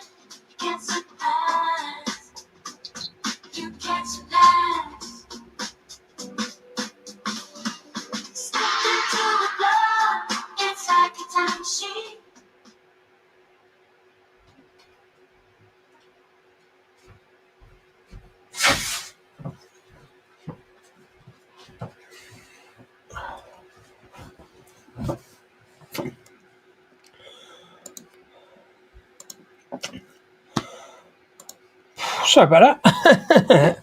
Unexpected interlude there. I mean, had 2 beers. I think it was probably the pre-show glass of Coke and refreshing fruit juice and 2 cups of tea in an effort to hydrate. But yeah, it's rare that I have an interlude in these shows. I can normally get free. It's not peanut bladder, but I can normally get 3 beers down. It's been a good set of beers, to be fair. Okay, let's get back. I'm going to try and rush through these because I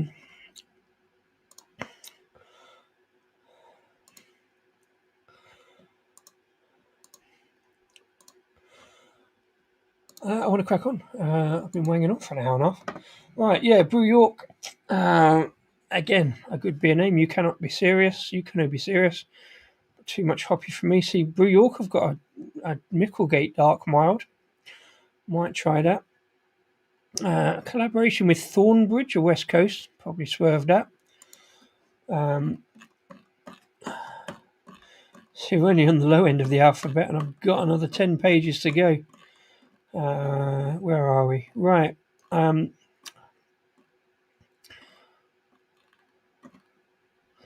Bristol Beer Factory had several of theirs a while back. Launch approval. Germany's Mandarina Bavaria. Again, I like Mandarina Bavaria hops. I might try that. Loop has Sabro hops. Buttery biscuit base with Marisotto malt bill. A British bitter there. Broadtown from Wiltshire I know very little about. Down the Arches. Sounds more like it's from London. I'm going down the Arches. So I don't know. I should look these up, but I'm kind of running out of time. Breakspear's Blonde from Brockley. I shall find out about Brockley Brewery tomorrow. I should go and have a look at their website in case there's anything I want to pick up, because I'm dropping some beers off there, I believe. But this sounds interesting. Breakspear's Blonde, peach apricot jam, grapefruit and orange marmalade flavours, apart from the grapefruit bit, but interesting. Brockley Pale. Again, I've seen these guys about, and they've got some good pump clips. A decent porter with hints of blackcurrant. Not sure about that. Becoming hoppier. Harcourt Red Ale. Again, red berries, marmalade, and blackcurrant, which sounds interesting. So I'll maybe check them out. Fair play, Henry, as always. Thank you very much indeed. And as Henry says, like, subscribe down there, etc. Thanks a lot, Henry. Have a great week if I don't see you before. Back on stream next week if I don't get anything done. Brunswick from Derbyshire, I don't know anything about. But there is a pub in Derby just up from the station called the Brunswick. So whether they've started doing brewing themselves, got a bit of space there maybe. Fantastic pub if you're ever in Derby or need to change trains in Derby. The Brunswick, come out the station, turn right, about 500 yards up the road. Fantastic real ale pub. Worth a check. And one, I used to change there to go to football and stuff like that, or when we went to football at Derby. So brilliant pub. If it's the same place, that sounds fantastic. Another good classic brewery, Burton Bridge, bringing some fairly craft beers to the real ale scene in Burton, but a really old style classic real ale brewery, because Burton now is proliferated by the mainstream bullshit. So Burton Bridge, and again, some good football trips to Burton in pubs like the Devonshire and Cooper's, but mainly Devonshire for Burton Bridge. So I've had a couple of their beers. Raspberry Pale. I always want to like Raspberry Pale ales. End up being a bit tart, but sounds good. I've definitely had Bridge Bitter in Burton Bridge's own tap room, to be fair, having stayed in Burton at least once for football. I'm very tempted to try that Ginger's Nap, a zingy ginger pale.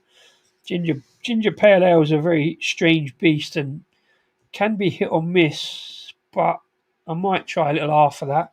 And I say there's another mild there, Mumford Mild. I don't know who Mumford is in that context, but yeah, might try that if I do a little mild thing. Stairway to Superdelic. They have a beer called Stairway to Heaven, Burton Bridge. So I'm guessing that's Superdelic hop. Know very little about it. Can't try all of them, but there's another mild there, Burton Ruby Mild, with Sunken Nave, who I know nothing about. Moving on quickly to Buxton, because I was talking about Buxton a while back. I looked at that Deep Dale, but yeah, mostly talking about hops. So good it's in there twice, or is that two different versions? I think that might be another error. Highlander Scotch Barrel Aged Imperial Stout. Hello, an Imperial Stout from Buxton, 10.5%. Might be tempted to give that a go, certainly at the end of the day. Nuts and Crosses is one I looked at. I think that's in certain supermarkets, or it was.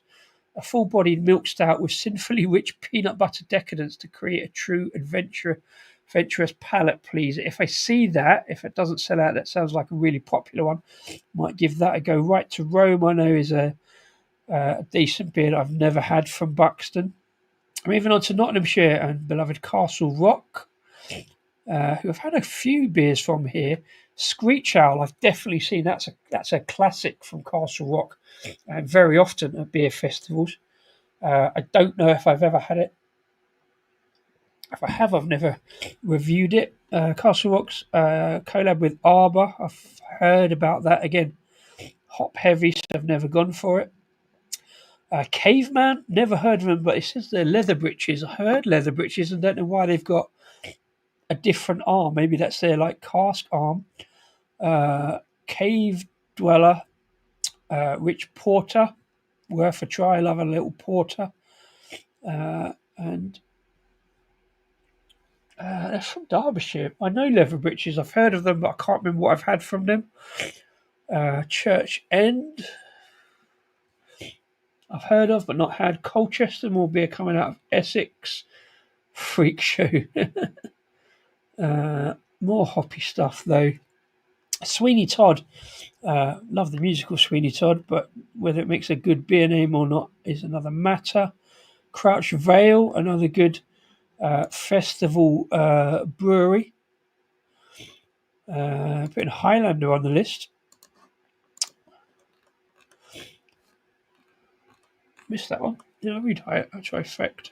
Yeah, I missed the beer name. Oh, Highlander from Buxton. Yeah, Scotch barrel aged imperial stout. Yeah, that's definitely on the list. Peaty whiskey.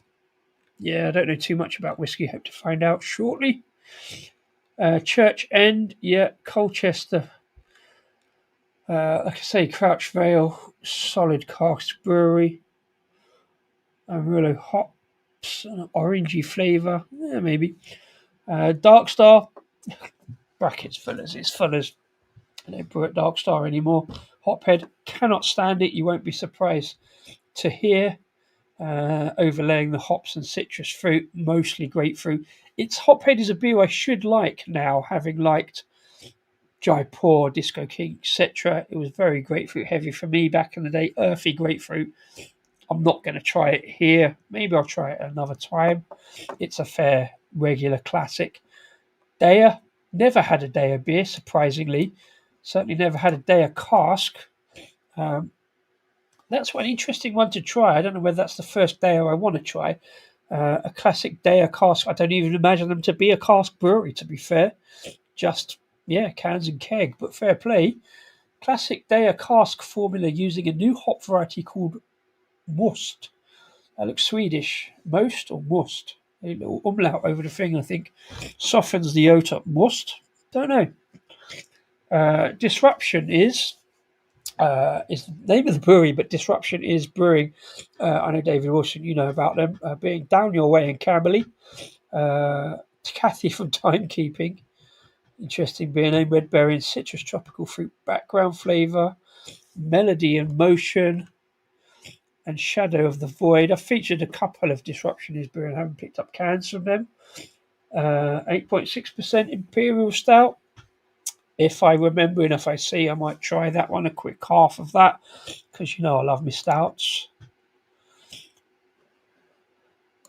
Yeah, I say local to you, local-ish. I know you've had a few of them probably. Downlands and West Sussex, I've sort of heard of but known very little about. I'm not going to look them up here. Again, very kind of looks like cask stuff. Drop Project, I've had one beer from, Ridge one. So they've got a porter. Might try that one. Expect it to be interesting. Toasty. So it looks like a brown ale. Seductively sweet and complex flavours of caramel, cinder, and toffee, entwined with a touch of light spice. Caramel, Munich, and wheat malt sounds interesting. Duration is one I should like, but I don't think I'll have a session IPA from them. East London Brewery. Sorry, excuse me a sec.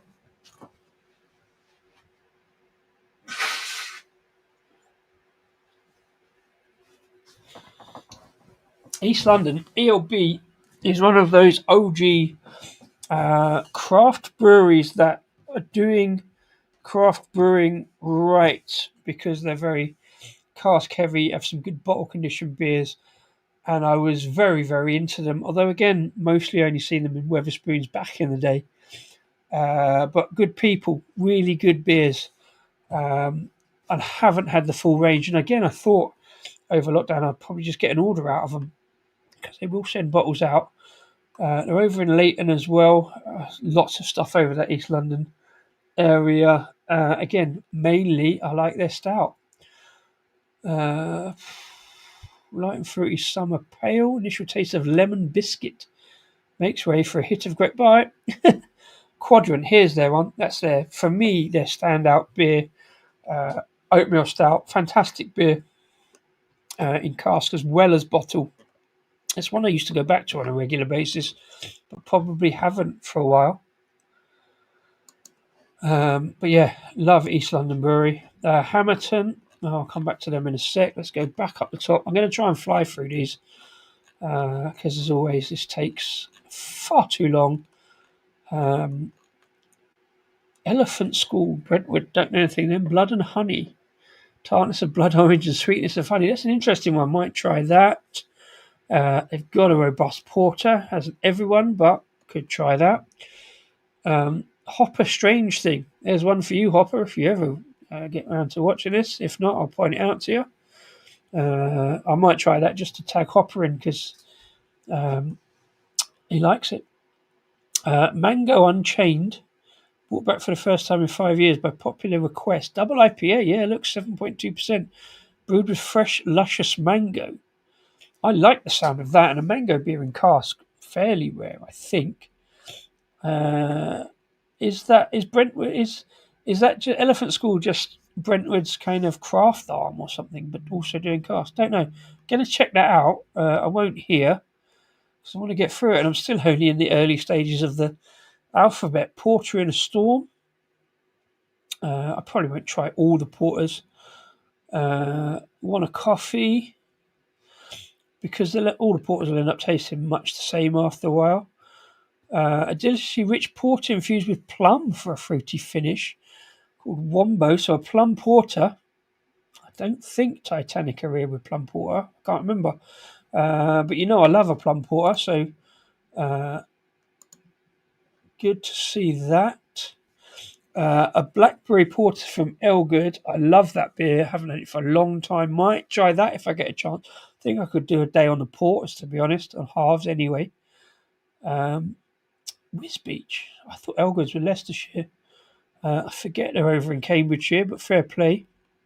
A black IPA from Elusive, because that's almost all Elusive do. Not a big fan of Elusive, but I like what they do. So I probably won't try that. Surplus Bread, interesting. Oregon Trail, never had that because it's a West Coast IPA with all those hops in that I probably, and it actually says resinous profile and a citrus undertone, so I probably won't. Cask only pale ale, single hopped with Simcoe, probably won't. Wave Rider, coconut and tropical fruit with Nelson Sauvon and Mosaic. Maybe, I could maybe. Good, yeah. Well, some cask again. I don't think of Elusive as a cask brewery, so it's good to see. Maybe I should try them and stop being so. I love what Elusive do. The story of where he's come through from homebrewing, won a homebrewing competition and set up a commercial brewery, moved in next to Siren, sort of competitors but friends. Love the story, and I've sort of had a couple of orders from Elusive. They do also big stouts and good stouts. So yeah, I don't know. I might pick one of those and try them just to, give it a go.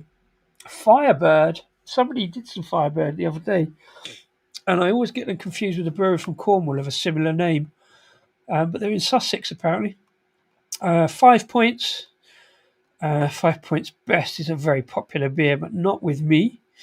In fact, a lot of 5 points I just haven't got up to because I always intended to get to their brewery. 5 points Railway Porter is a classic. I love that. I've been drinking that for a long time, but not gone to them for a while. Here's one I do want to try: 5 points and Turning Point collab, because I had the opposite one on a stream a while back. If I ever get to tag that in, the Turning Point and 5 points mild, inspired by recipes from a while back. This one from 1995. Aromas of brown sugar, dried fruit, and coffee. This delicious blend of sweet and bitter. So I will try my hardest to get that one. If I do, I might as well do a mild day, and I could probably do a porter day as well. I've only got 3 days there, really, maybe a fourth if I go on Saturday. So I'm going to struggle to do mild porters and stouts, but there's so much there. Fixed Wheel, Blackheath Stout. Oh, Blackheath in the West Midlands, not in southwest London. Fixed Wheel have had a checkered history, been in and out. IPA, nothing outstanding. I mean, I love their can art. Don't get to them very often. Found from Kidderminster, don't know anything about them, but using Charles Fareham hops. Cascade and Comet, yeah, don't know anything about that. Fuller's ESB, maybe on Friday I'll try and have half of that. Haven't had an ESB for a long while. It's not my favourite off of Fuller's, but oh, hello. There is HSB, one of my favourites. About Firebird, one of my favourites. I have a bar in Guildford, fair play. Maybe check that out if I can. I'm very tempted to have a half of HSB and ESB for the content if I get a chance. I will completely avoid the London Pride, as you know. Not a big fan. Another beer called Highlander there. Didn't we just talk about Highlander? From Fine, this one.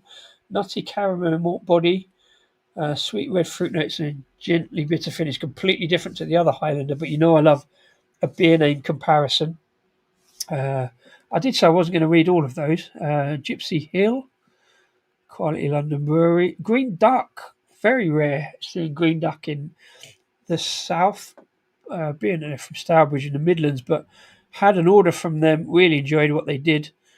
Oats and more oats, that's my kind of thing. Soft, smooth, luscious mouthfeel. Notes of rich chocolate and roast. Doesn't say whether it's a stout or a porter, I'm guessing a stout. Might try that if I get a chance. Resinous pine and passion fruit, I'm avoiding that one. I need to do some pales here at some point. I need to find a pale I can. Gun Brewery from Sussex. I've had a couple of really decent beers from them at festivals, but you don't see them a lot. Mango, lychee, and then spoiled by grapefruit. As I say, Hamilton is one I meant to get back to. I've been on the keg bar. Haven't had their bitter, but Crunch, I've got to have half of that on cask. That's a fantastic peanut butter stout. Had several pints of that in bars across London, as well as some cans. And again, sadly, haven't got back to Hamilton for a long time. I think I've had N7. Not really enjoyed it because it's a kind of hoppy pale. Harvey's. Well, if I get round to the Wimbledon Old Ale, I should probably try Harvey's Old Ale. As you well know, Harvey's are not my favourite. Hamilton have a nice tap room at the brewery. I meant that 2020 was when I was going to go to Hamilton and redo them, and then shit went down. I still never got an order out of them. Harvey's, again, I've been to Harvey's in Lewis, and their Old Ale is probably the one I prefer. Their Sussex Best is, quite frankly, for me, not the best, but I love the history of Harvey's, and I've seen a lot of videos about them and what they do, and fair play to them. Hewitt's, it's another offshoot of Brentford. I've never heard of them. We're only on 4 of about 10. I'm going to crash through these quickly. I've got to, because there's obviously beers I specifically want to talk about. But there's always interesting stuff on this list. You could be looking at this list for hours. Urban Gorilla. Hopback, an absolute classic of a cask beer. I always find a little too hoppy, and I still don't know a lot about Summer Lightning. I've had their Winter Lightning and I've had their Stout, and I always used to have a pint of Summer Lightning, obviously mostly seen in Wetherspoons back in the day. An extremely pleasant, bitter, straw-coloured beer with a terrific fresh hoppy aroma and a hoppy taste, I think, but a very drinkable hoppy one. I love Hopback. I love Summer Lightning. I'll probably have a quick half of that if I can, if I see it. Hop Kettle from Wiltshire. Know very little about that, but another Mandarina Bavaria hop. So worth a try. Howling Hops. Haven't been to them for a while, but there's a dark mild. So if I do get round to doing a dark mild day, they're on the list. Always love what they do out of Hackney, but forget they're in Hackney often. Ooh, the upper crust. Strawberry on the nose, raisin on the palate, and a malted caramel finish. In a pale or a blonde. Interesting. Might try that one. Indie Rabble. Never had a cast from Indie Rabble because when I was there, They said they only brewed them at certain times, and it wasn't not in the summer. So that's one they've obviously stored up. Not on the keg bar on this one. They were last year. I've seen that one, an actual orange, and I want to try it. So if I can grab a half of that, I will. A collab with Anspach and Hobday. I think I'd rather have the orange. Iron Bier out of Gravesend. Again, massive festival favourite. So worth a look. Harlequin. Not a hop I know a lot about.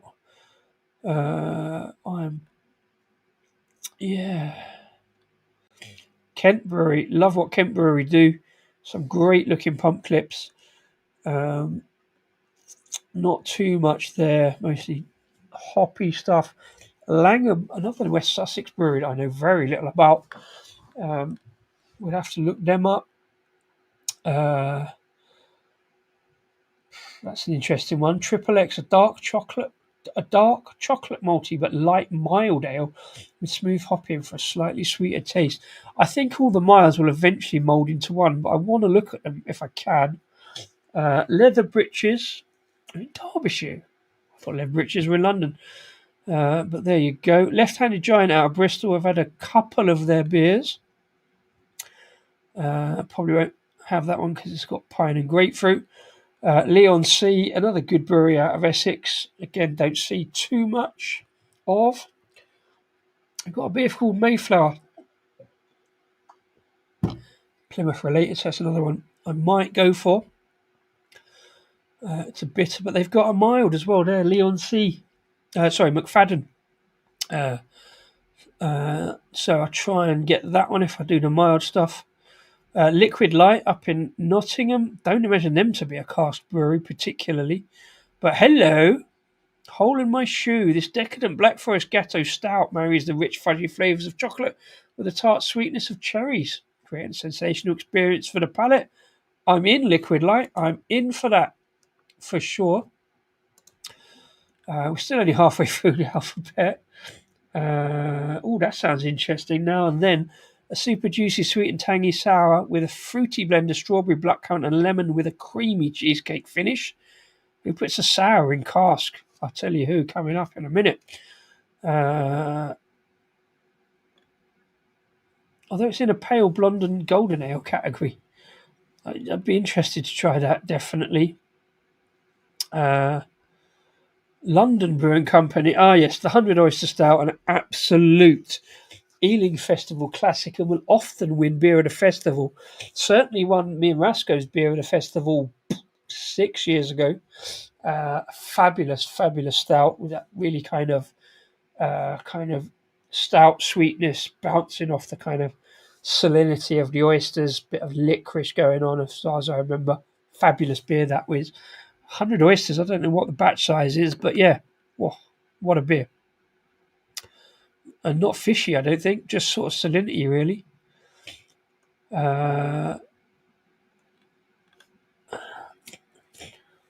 Flying the Mags.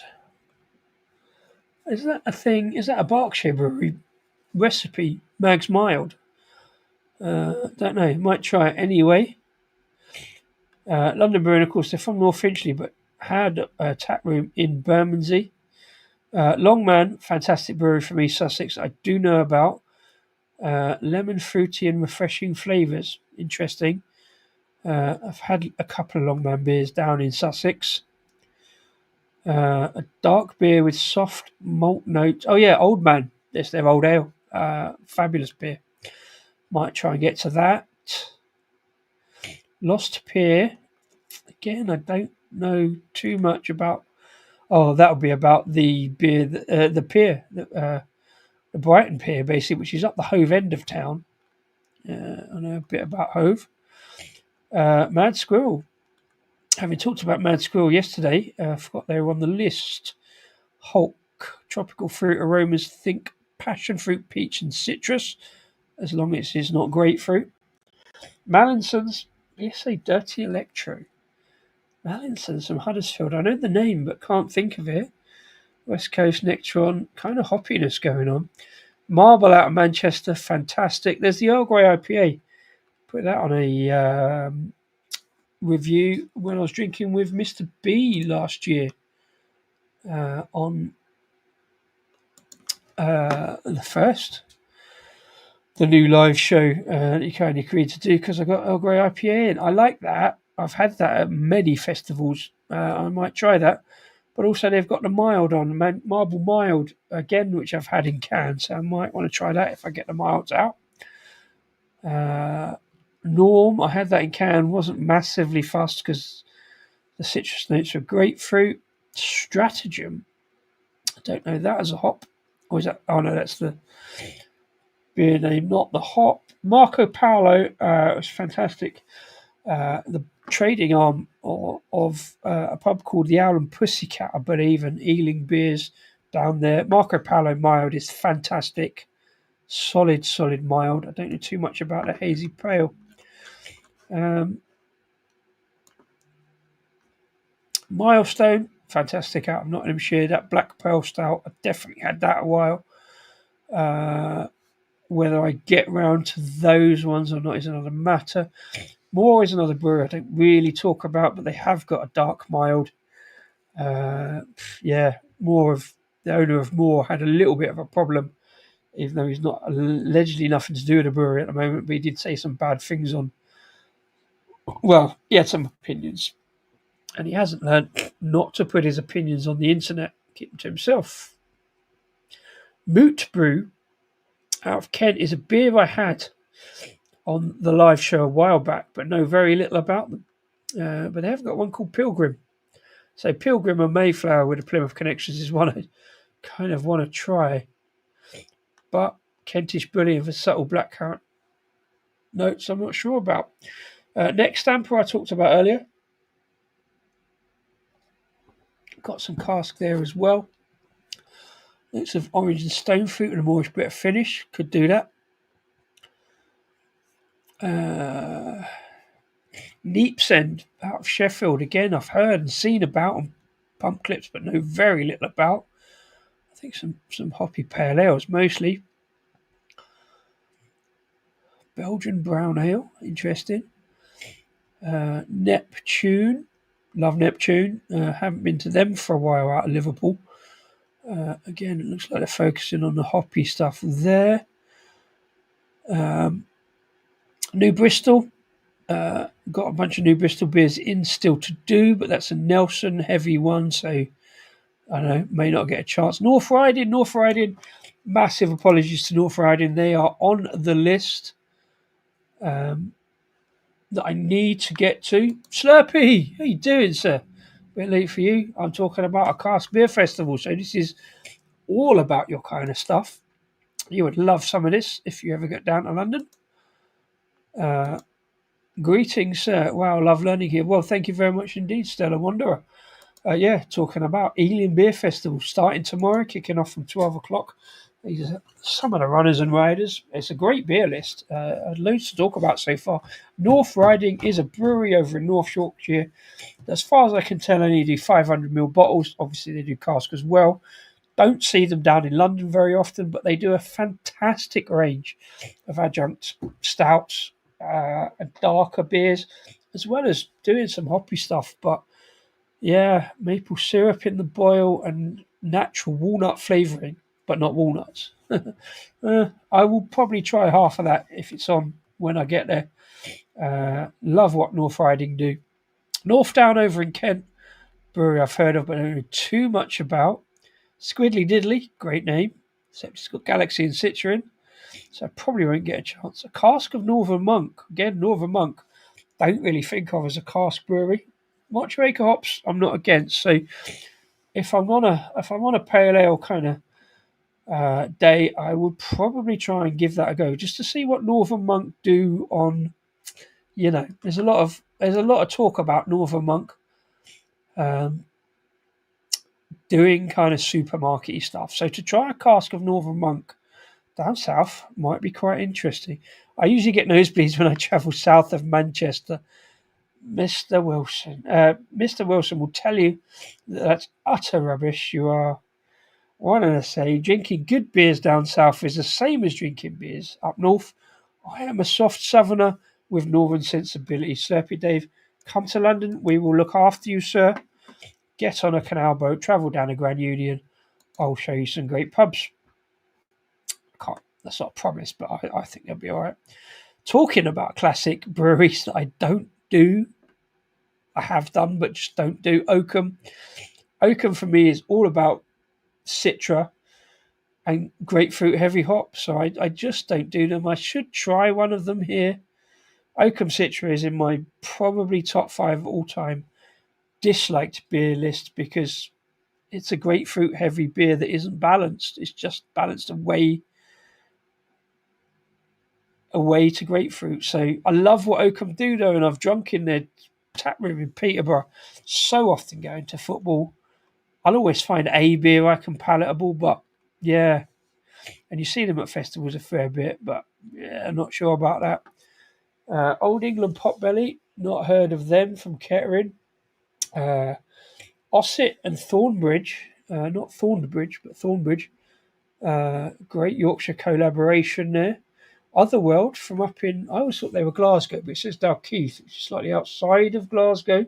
Some fantastic cans coming out of there, and at some point I need to get an order from them.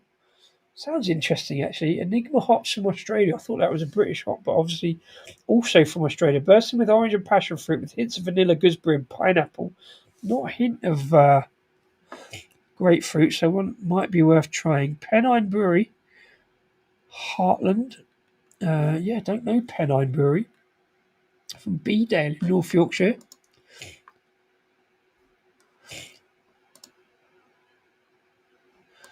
I may not have a sparkler though.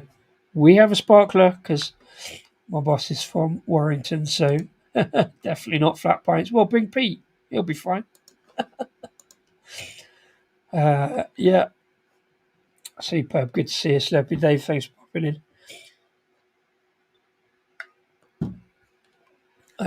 We'll get some kind of content out. Pentridge, another brewery. Love their cans. Love their can names. It's milk stout. Worth a try. Just not been able to get an order out of Pentridge. Just never quite got round to it, but if I see that start, I might give it a go. Seashell Citra, great name, but it's got Citra in it. Soma is a brewery name as well, but they've got a beer called it. Right, here we go. Obviously, main event, I kind of want to talk about Perivale Brewery. We've got the most amount of casks we've ever sent out. Let me count them. 1, 2, 3, because I can't remember. 4, 5, yes, 6 different cask beers from Perivale. Each one I've had a sort of hand in making. 3.4% Beaver Bitter. Almost all of Perivale's breweries, my boss is really kind of keen with the kind of wild forest and sometimes slightly odd ingredients you wouldn't expect. Not all of them. Some beers are just perfectly about the hop. But we are fairly heavy on using unusual ingredients.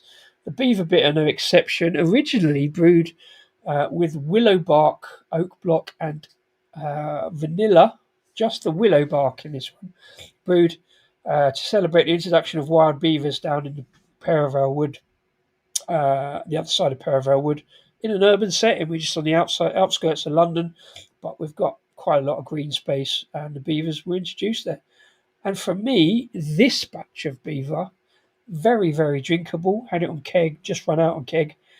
So great to see what these casks come up like. I had a couple of superb pints, keg pints of this recently, just ran out last weekend. The Choco Milk Stout is one I would normally rush towards. I'm less keen on it, but it has got a very good chocolate finish to it. Very interested to see what that's like on the cask. Talking about unusual beers, no actual beavers, but yeah, we could put a sparkler on it, although we can't at the beer festival. We haven't got any casks left, so on the next one. But yeah, no beavers, and the Dodo doesn't have any dodos in it. But this one is a very strange one. I've done a video of that, and not welcome, using Japanese knotweed, which is not as weird as it sounds, and certainly not illegal or poisonous. But yeah, it comes up with a really interesting kind of tannic bitterness, hop notes, tannic bitterness rather than hop bitterness. Slight apple on this version. Some people say rhubarb. I say somewhere between rhubarb and pickled gherkin, but a very refreshing kind of light summer, not too sour ale. Really good in this kind of weather. Yeah, Mr. Wilson's tried it. Be interested to see what it does. Yeah, you get the rhubarb. Interested to see what it does on cask. We've not tried it on cask. It's just going to be hit and hope. But if it's the same as it is on the keg, superb. Again, as I said earlier, who puts sour beers in a cask? Well, we've done two. We had a very zesty cask a while back, and that worked as well. The very dodo, no dodos in that brew, but a 4. This is 4.4. I'm sure it's 4.5%, or maybe this version. This is the third version. Done it on the big tank. A juicy New England pale ale loaded with Eldorado and Mosaic hops, brewed in collaboration with the Dodo Micropub in Hanwell, one of our local micropubs, and the owner Lucy Doe is volunteering at the festival yesterday, and I think she's serving one of the days, and she'll be doing the beer judging as well on Thursday. Fantastic little pub, fantastic woman in beer, and who knows her stuff. And she's really keen on this beer, so we've rebrewed it. This version this year is slightly different. That's why we called it Very Dodo De. It's the second version of it. We also did a dark version as well, which wasn't quite a black IPA, but was in that kind of mould without being too hoppy. This Very Dodo, and I've told my boss this, I'm not a big fan. It's just kind of a bit grapefruity to me. But he says it's more kind of stone fruit, and I'm like, yeah, fair enough. Got a cask of the very zesty elderflower, so it'll be interesting to see how that differs. I've not tried it on a cask again to the keg version. I'm not sure where the elderflower is in it, but it brings last year's, like I say, was more lemon meringue pie and sherbet lemon. This is a bit more like bitter lemon kind of mixer, a little bit. Watermelon is the collab, like I say, with the beer festival organisers who came over, done the brew again, and then we put some watermelons in it. Watermelon, like I say, the favourite food of the capybara in Hanwell Zoo, which is the logo for this year, as well as the viaduct on the Great Western Railway over Hanwell. So that's our beer list for Perivale. Good stuff, I think, in cask, I believe. Hey, Blue Nose. Good evening to you, Harry, sir. I find unlikely it'll get over to Ealing, but we're talking about Ealing Beer Festival and the cask list. These are the ones from my brewery, Perivale. Yeah, I'm looking forward to seeing what the Not Welcome and the Very Zesty do in cask. And in fact, the watermelon is a sort of unusual one for a cask, maybe. But it's there, and we shall see what it is. Very local to us, actually. Portobello always call themselves, or they get called North Kensington. They're not. They're Acton. They're East Acton Brewery, which is only about 4 miles from us. But their market porter is solid, so I might try a bit of that, even though I've had it before. Polari, I don't know too much about. I've never had their Star either. So I might try to get onto one of those at least. Let's go up. Thornbridge, strong, dark, mild Union. Brewed on the Union kit. So I really want to talk about that and get on that if I do the mild day. Right.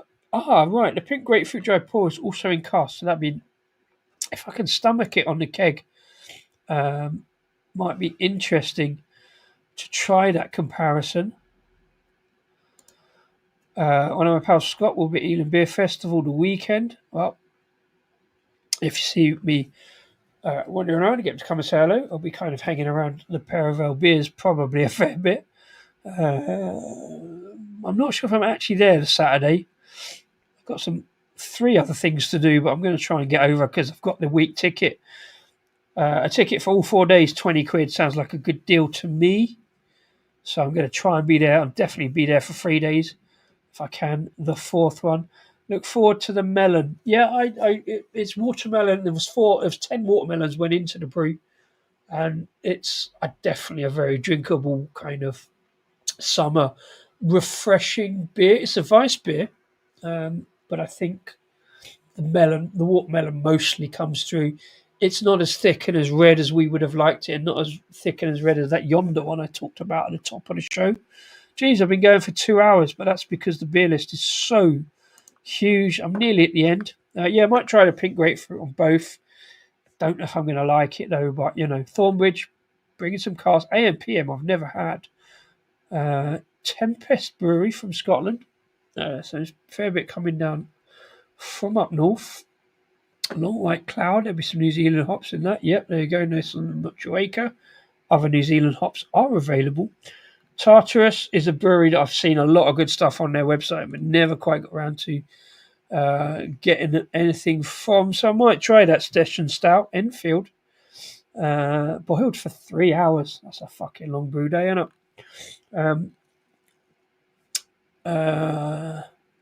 I just saw the word pineapple. Intense flavours of pineapple, peach, and passion fruit. I could try that.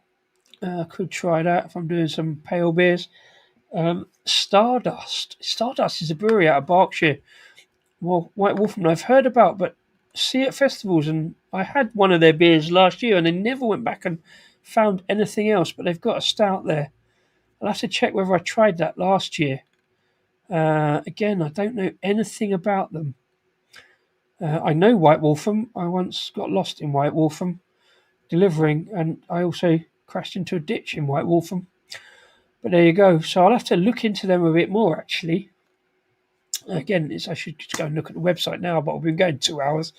So I need to get through this. Oh, St. Peter's. I've got some cask there. The best bitter. Citrus beer. I'll avoid that. St. Peter's Plum Porter in cask. That will be interesting to put up against that other Plum Porter. Especially because I don't think Titanic are there. Let me check on that one. Southwark, fantastic Bermondsey brewery. Love their tap room, by the way. Used to go and play pool and indeed darts there, and indeed my team still does.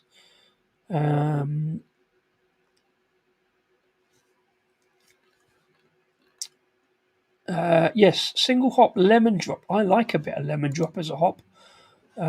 So I will go and try that one, I think. I've been having a few beers in Stow on the Wold and then heading down here for a stream. Oh, yes, it's your birthday stream, isn't it? Well, happy birthday for the weekend. I will try it. Don't know what I'm doing Saturday yet. Like I say, I've got 3 things, so have a great one. July birthdays are the best birthdays. No idea what I'm doing for mine the following week. I know I'm not working. Stardust Silky the other day couldn't be further from Silky. Oh well. the Stardust beer I had last year, I don't remember what it was, but I remember it was all right.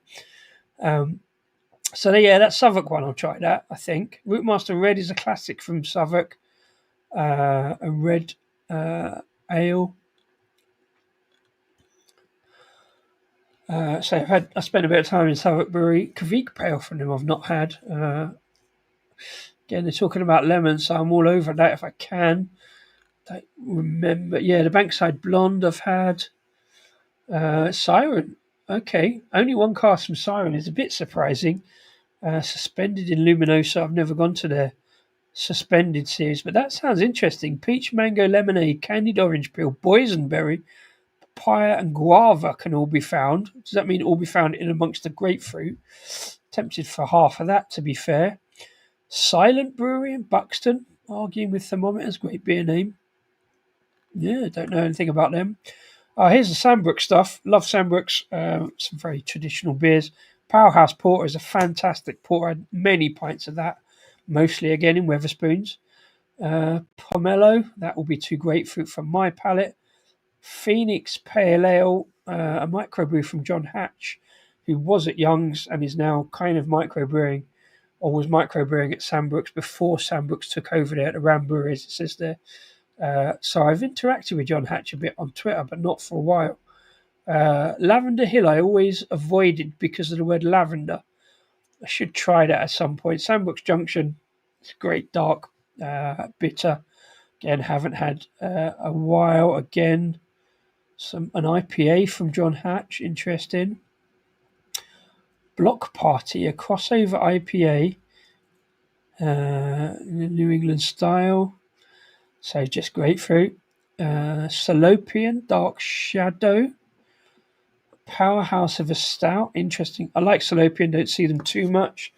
I heard 1,000 yards there. Gooseberry and herb aromas cascading over a zesty summit. Interesting. Trinity from London, again, see them in Wetherspoons a lot, so I haven't had anything from there for a while. Casbeck's all right, though. Hopspur. Yeah. Big Chief, haven't had that for a long time. Rebellion Defender. Love Rebellion and what they do. Haven't had much from them for a while. Like I say, Portobello, just down the road from us. Tropical Crush. Yeah, I might try a bit of that. Honestly, something different from Portobello. Nearly at the end of it here. I knew it was going to be too long and I was going to wang on far too much. Only a couple to go. There we go. We're down to the W. So last page.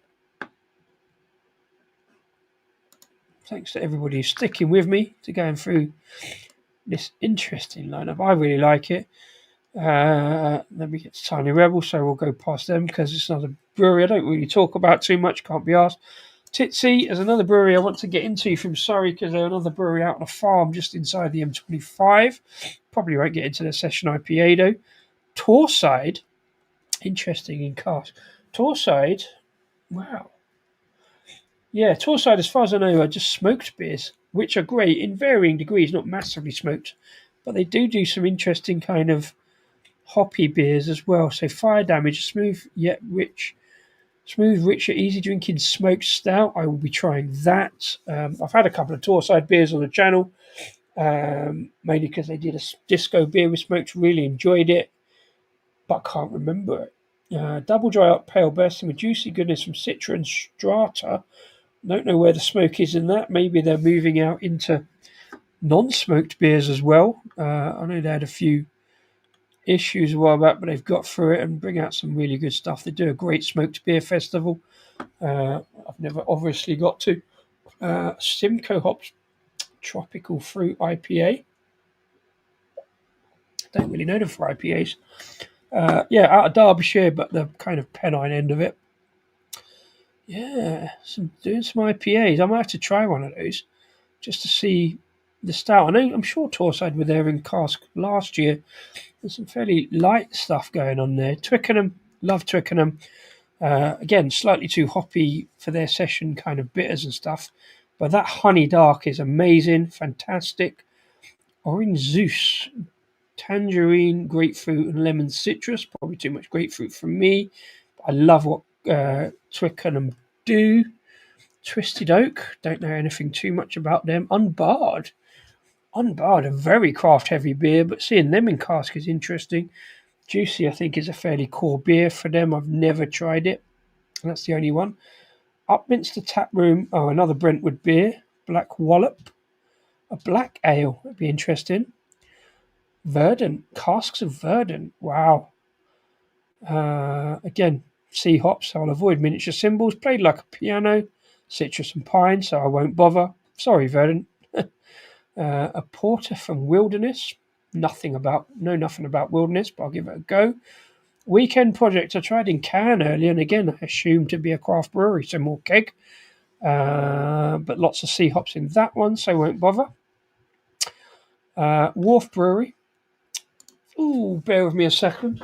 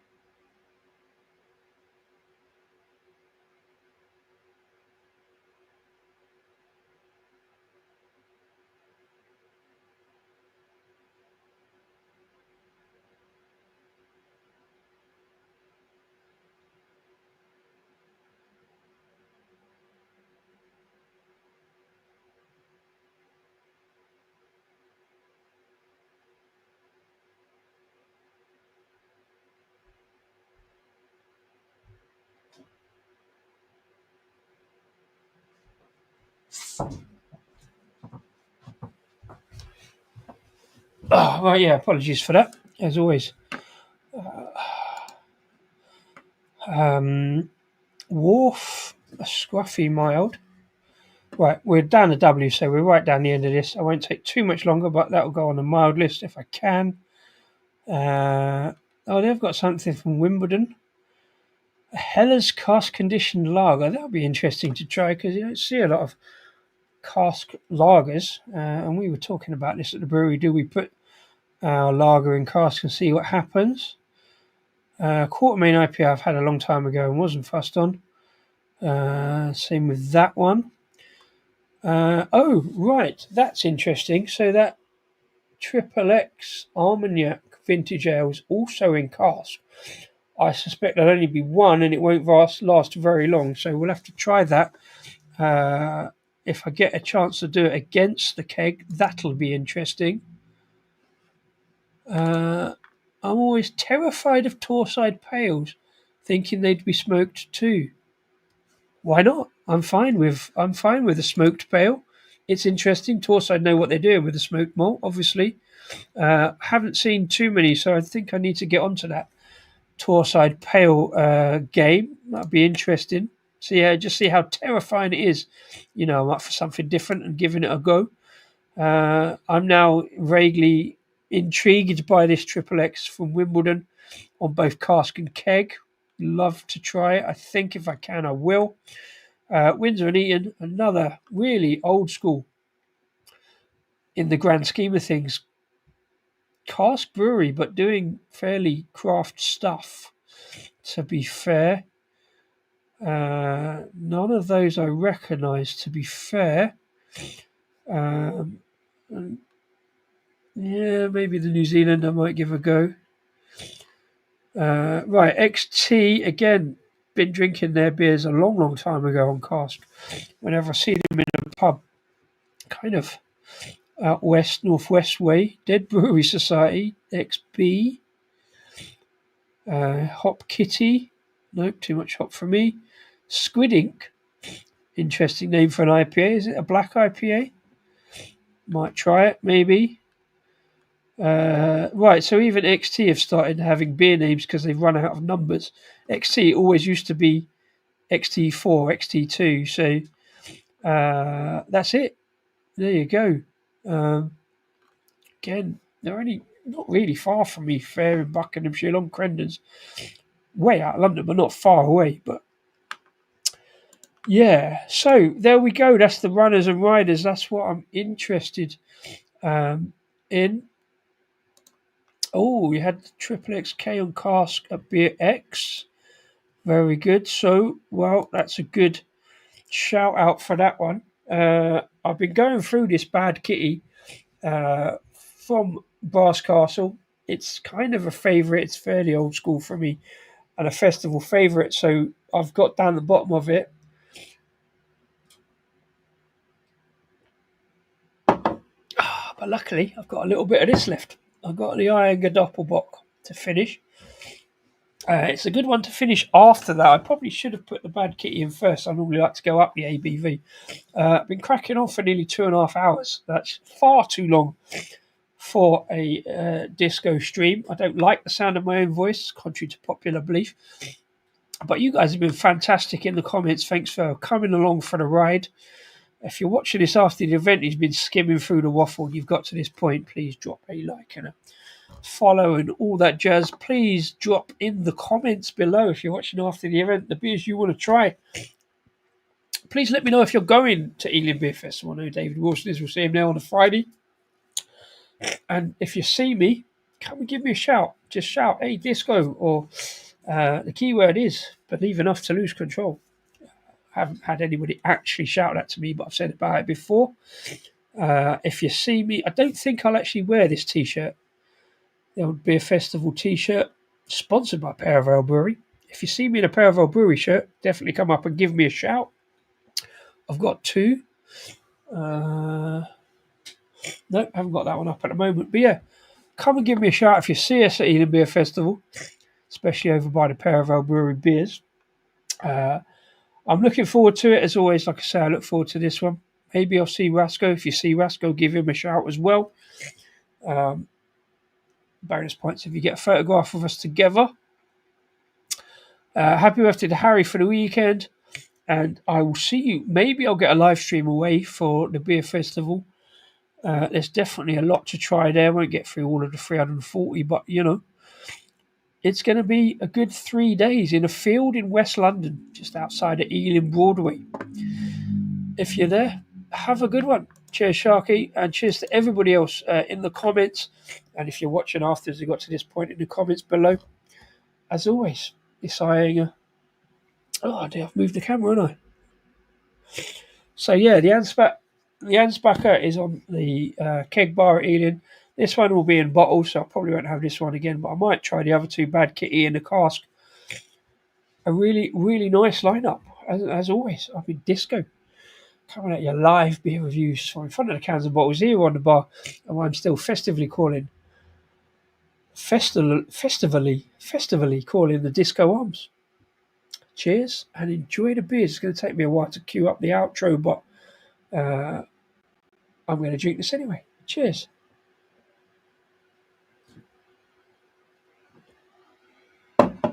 Yeah, solid. Got to find the outro first. I forgot to. Oh, I can't queue it up, can I? Yeah, StreamYard's mugged me off by not allowing me to play my own fucking videos. So I have to do it like this. Right, cheers to everyone. Enjoy the beers. Have a great week. If I see you, Ealing, brilliant. If not, I'll see you afterwards somewhere around. Come and give me a shout. How do I do this? Right, present. Here we go. Oh no, window. There we are. Cheers. And enjoy the beers.